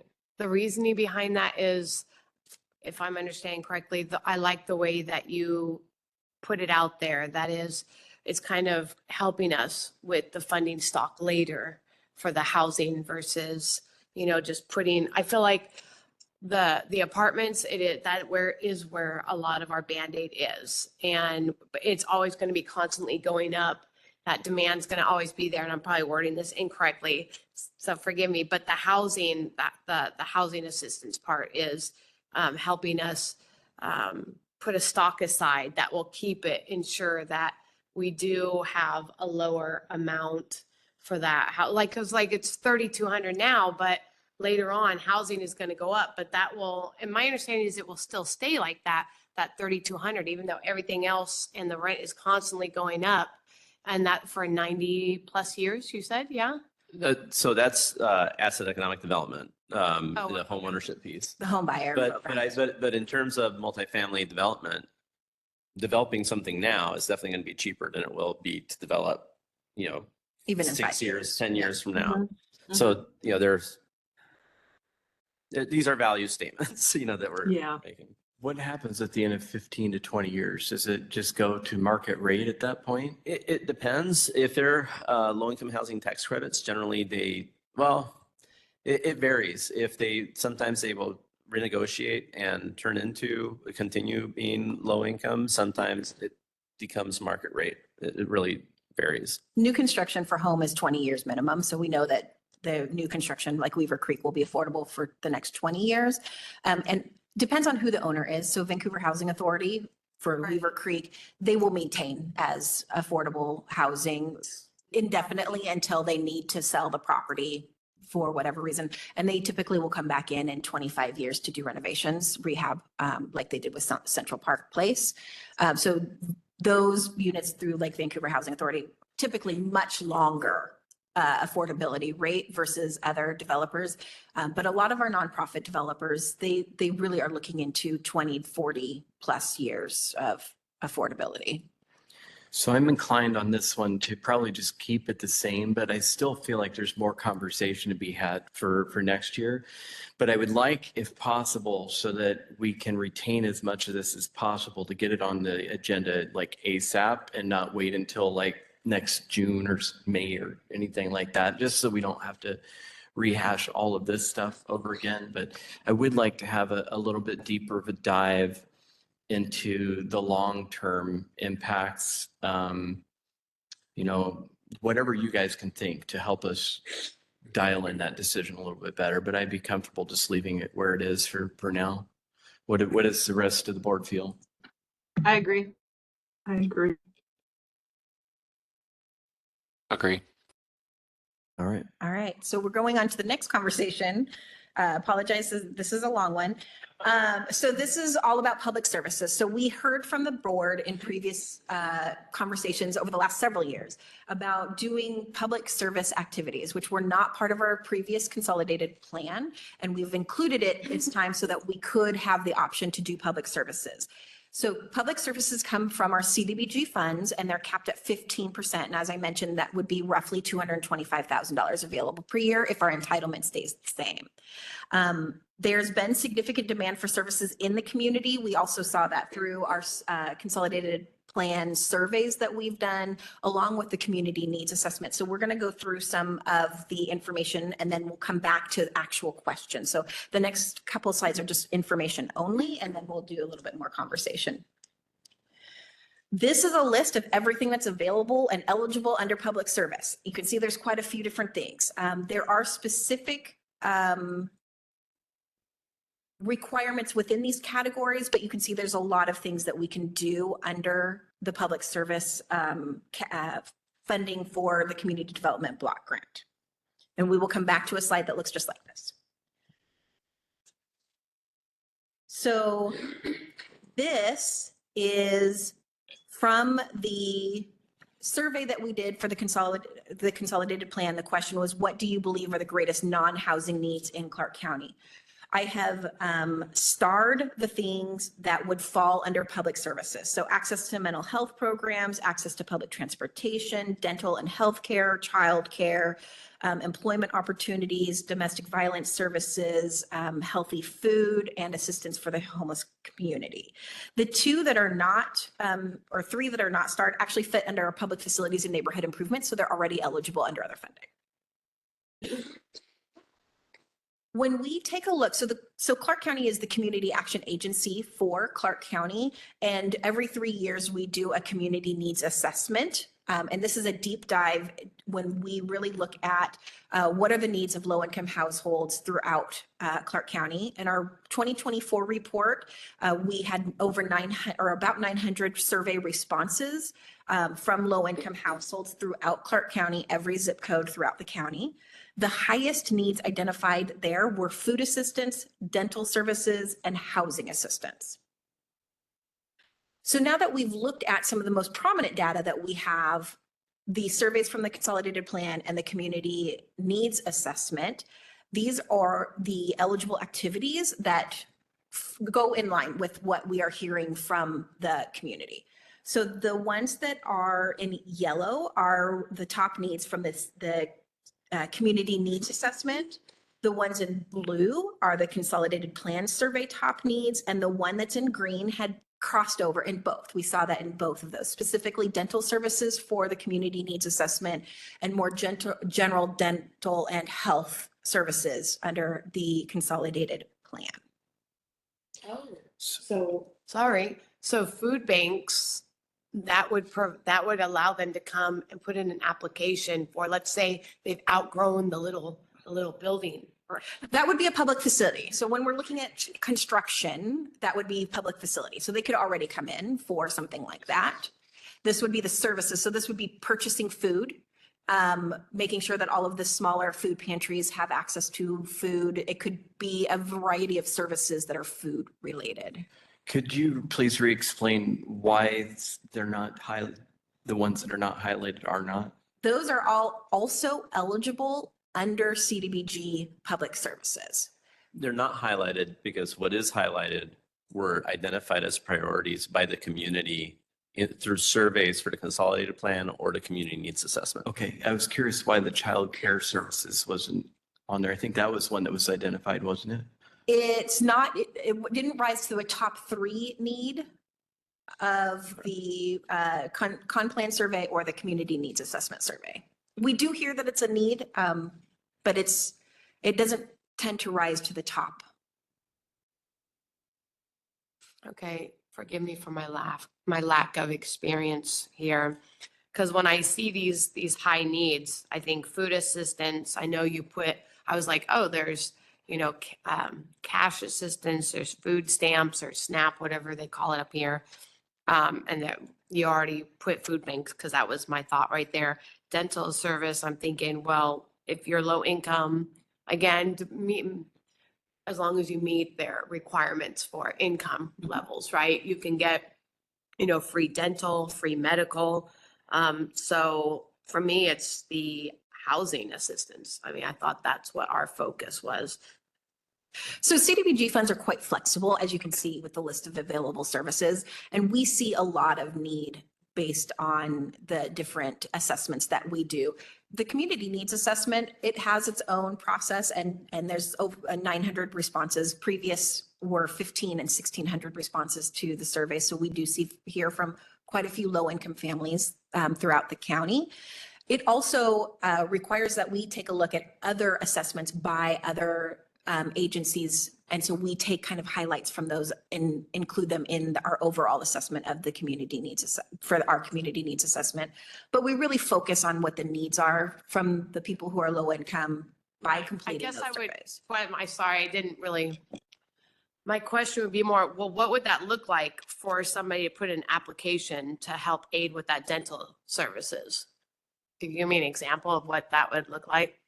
So they would apply directly to the agency. So for dental services, I would see Battleground Healthcare or the free clinic coming in, and we would pay for the operations, so staff time and the materials and things for them to operate their program. And then the income limit would be capped at 80%. That's the maximum that CDBG can fund is serving households that are 80% of area median income. Okay. And just to also be clear to UCPV, any of these are eligible activities. You could tell us we don't want to limit the solicitation to any of these. We just want to keep it if it's an eligible activity and it rises and we score it accordingly, it gets funded. Okay. You could tell us specific ones that you want. And the only reason we've highlighted these is based on the surveys that we had.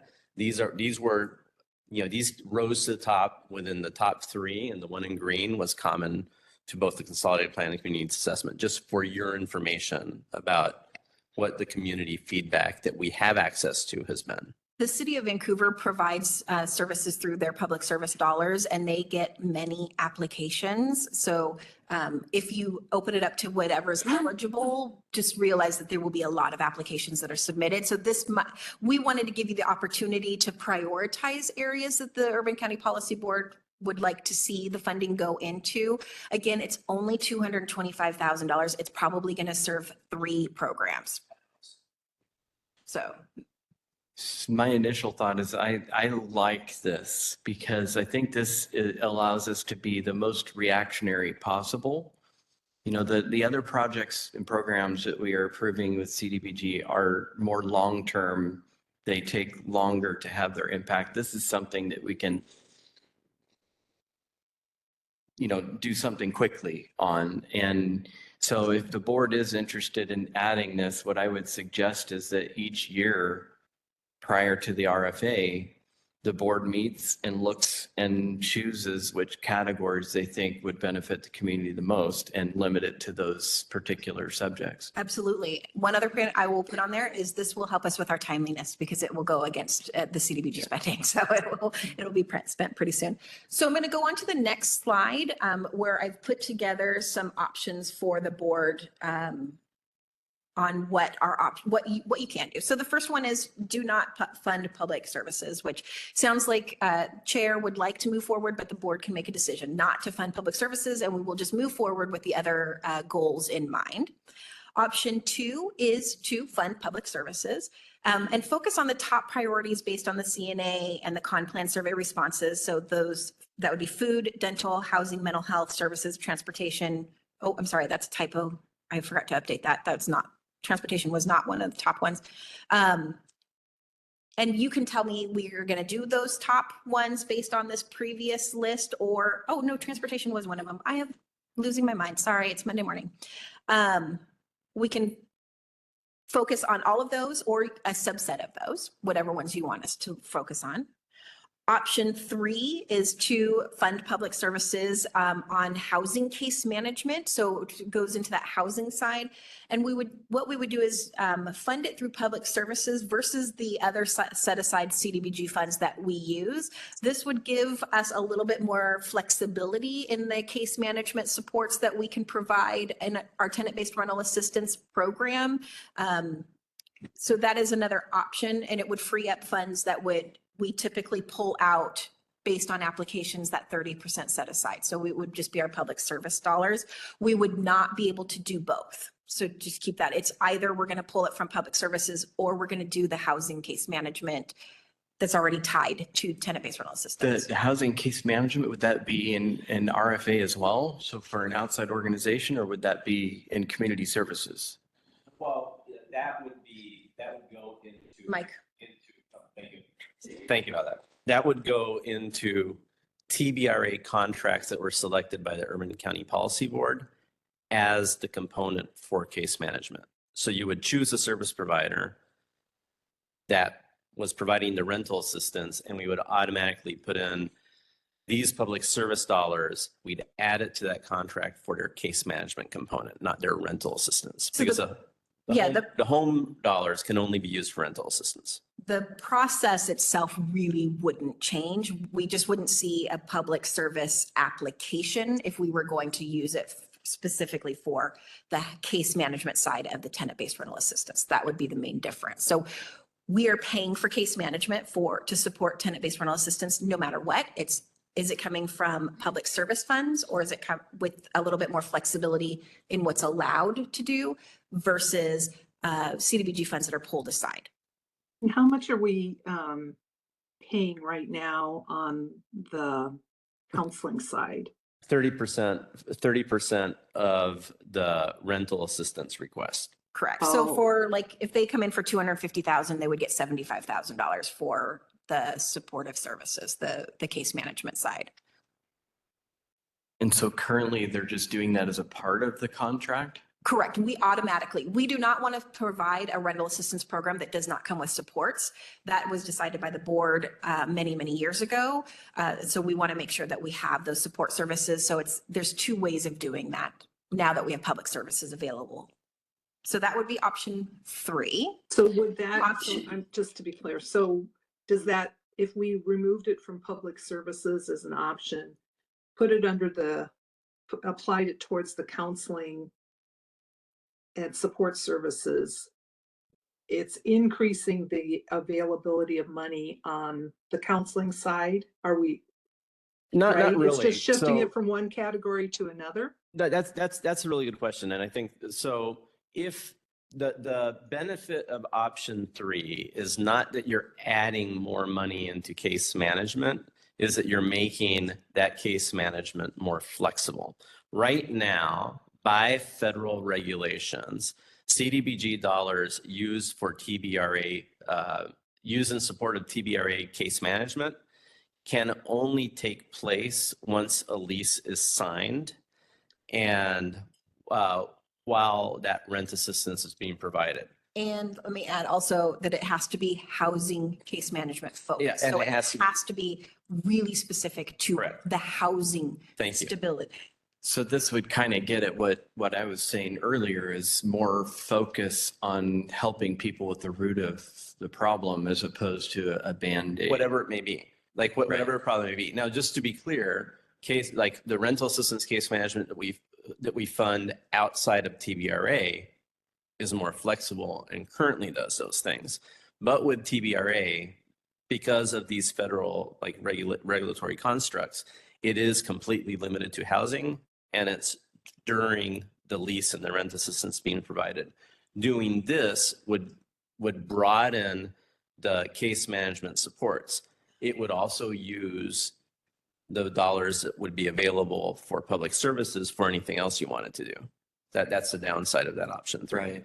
You know, So it really would be, we're only going to use public services for the housing case, the case management side of tenant-based rental assistance. There wouldn't be typically any additional funds available to do any other public services with that.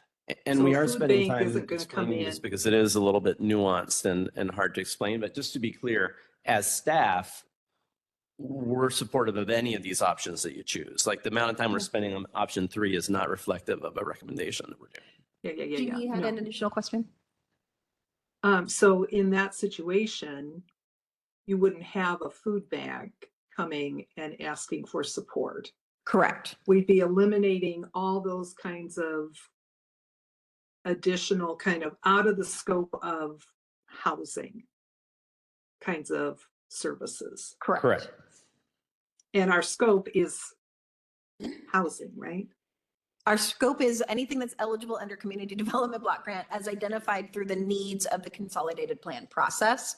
So the needs that we identified through the consolidated plan process are those public facilities and neighborhood improvements, the asset and economic development for the enterprise, micro enterprise assistance and home buyer opportunities, and then also housing. And housing is definitely a big one to both the home and CDBG programs. But home is really housing focused. CDBG can do a lot more. I guess I just want to clarify that what our goal is to focus on how are we addressing the needs of homelessness and providing affordable housing. Not that the food is important, the dental care is important, the child care is important. All those things are super important, but they add to the scope. It's like scope creep. No, so the hard part is that we're dealing with two federal funding programs. Okay. So okay. home investment partnerships is absolutely housing focused, 100%. Tenant-based rental assistance, development or rehabilitation of multifamily housing. That is what home is for. Those dollars are for. Community Development Block Grant is kind of supporting things that are community development related, which include the acquisition or rehabilitation of public facilities, neighborhood improvements, so really small infrastructure projects like water lines, sidewalks, stormwater improvements. Yeah. That also the economic development side, which is the micro enterprise business assistance, and then asset development, which is our home buyer program, which kind of falls under both housing and asset and economic development there. And then the public services is also available. So it's not, the need has been identified through the consolidated planning process. So therefore, we are working towards how do we meet the goals that were set based on the needs that were identified. And as you saw in those surveys, there's a lot of requests for public service type activities through that survey of households throughout Clark County. Thank you.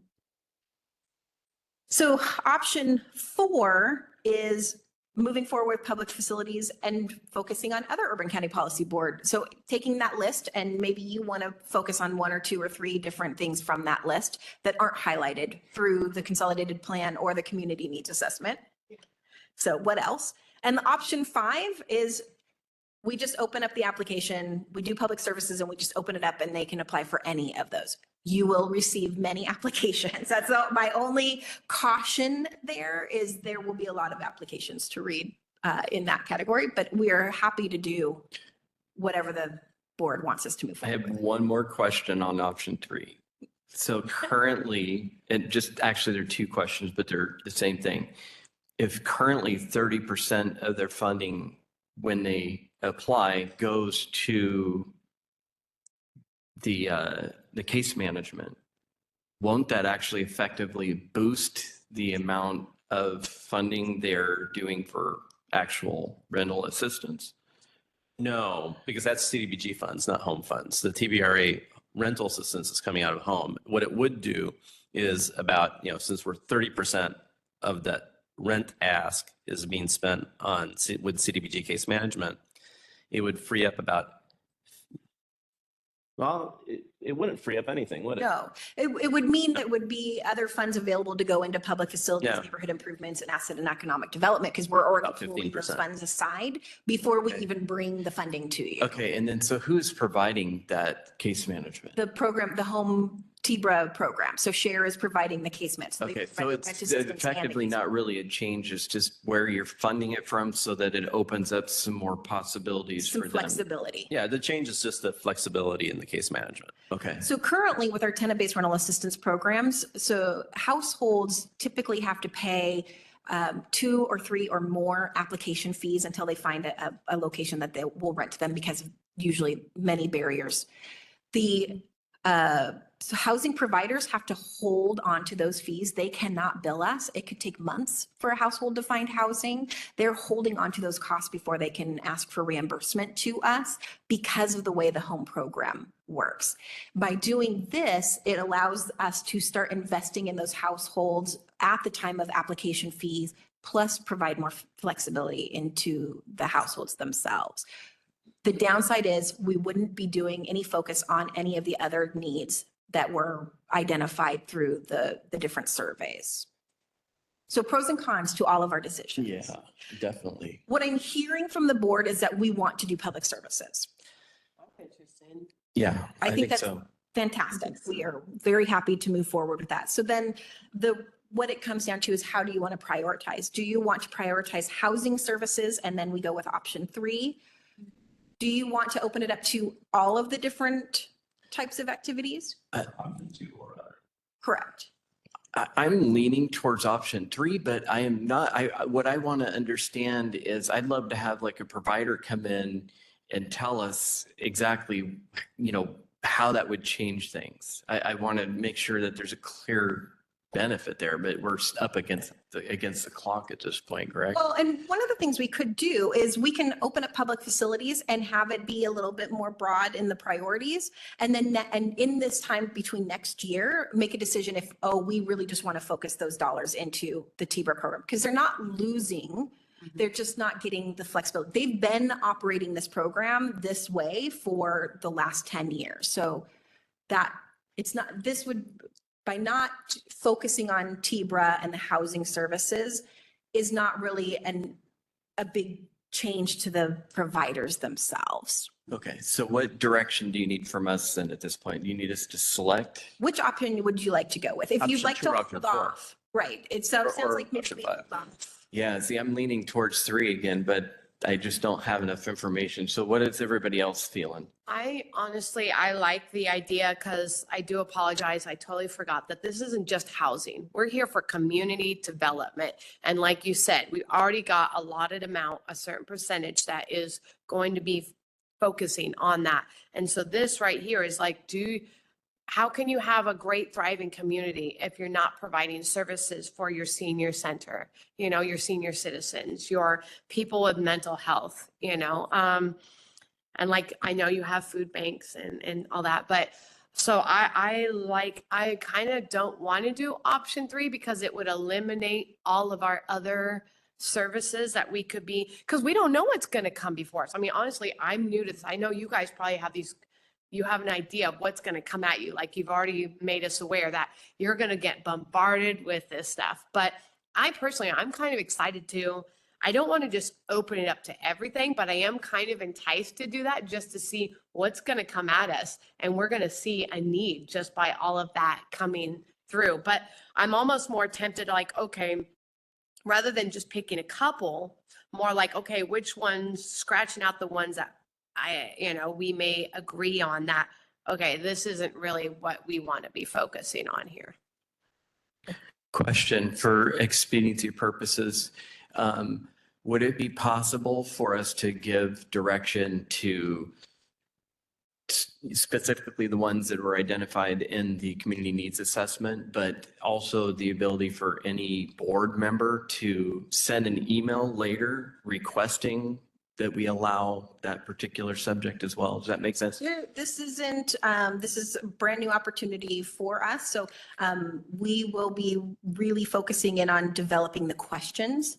So we'll need good time. I feel like at this point, which subjects we pick, if a board member has interest in it, that we should just allow it. I don't think we need the majority of the board to vote on each of those decisions, but we could pick the CNA ones that you have up. And if there's, yes. And then if there's other subjects that the board members would like to request, they can send an email to Rebecca. So option 2 plus 4, basically. So this is a combination, option 2, that's our default. And if you have any specific requests out of the eligibility, send an email to Rebecca. And the guidance that you're giving us is when we get those emails, we'll add that to that option 2 list. Yeah, how's everyone feel about that? I think that's great. Okay. I kind of sidestep though. I mean, are we going to go with option 2? Is everybody still, it seemed like everybody was in favor of that.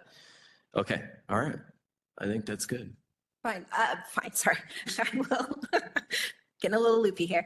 I will send a follow-up email, which is the word I was looking for, with that and a deadline, only so that we can start working on the questions that we're going to want to ask for those public facility, or public service applications.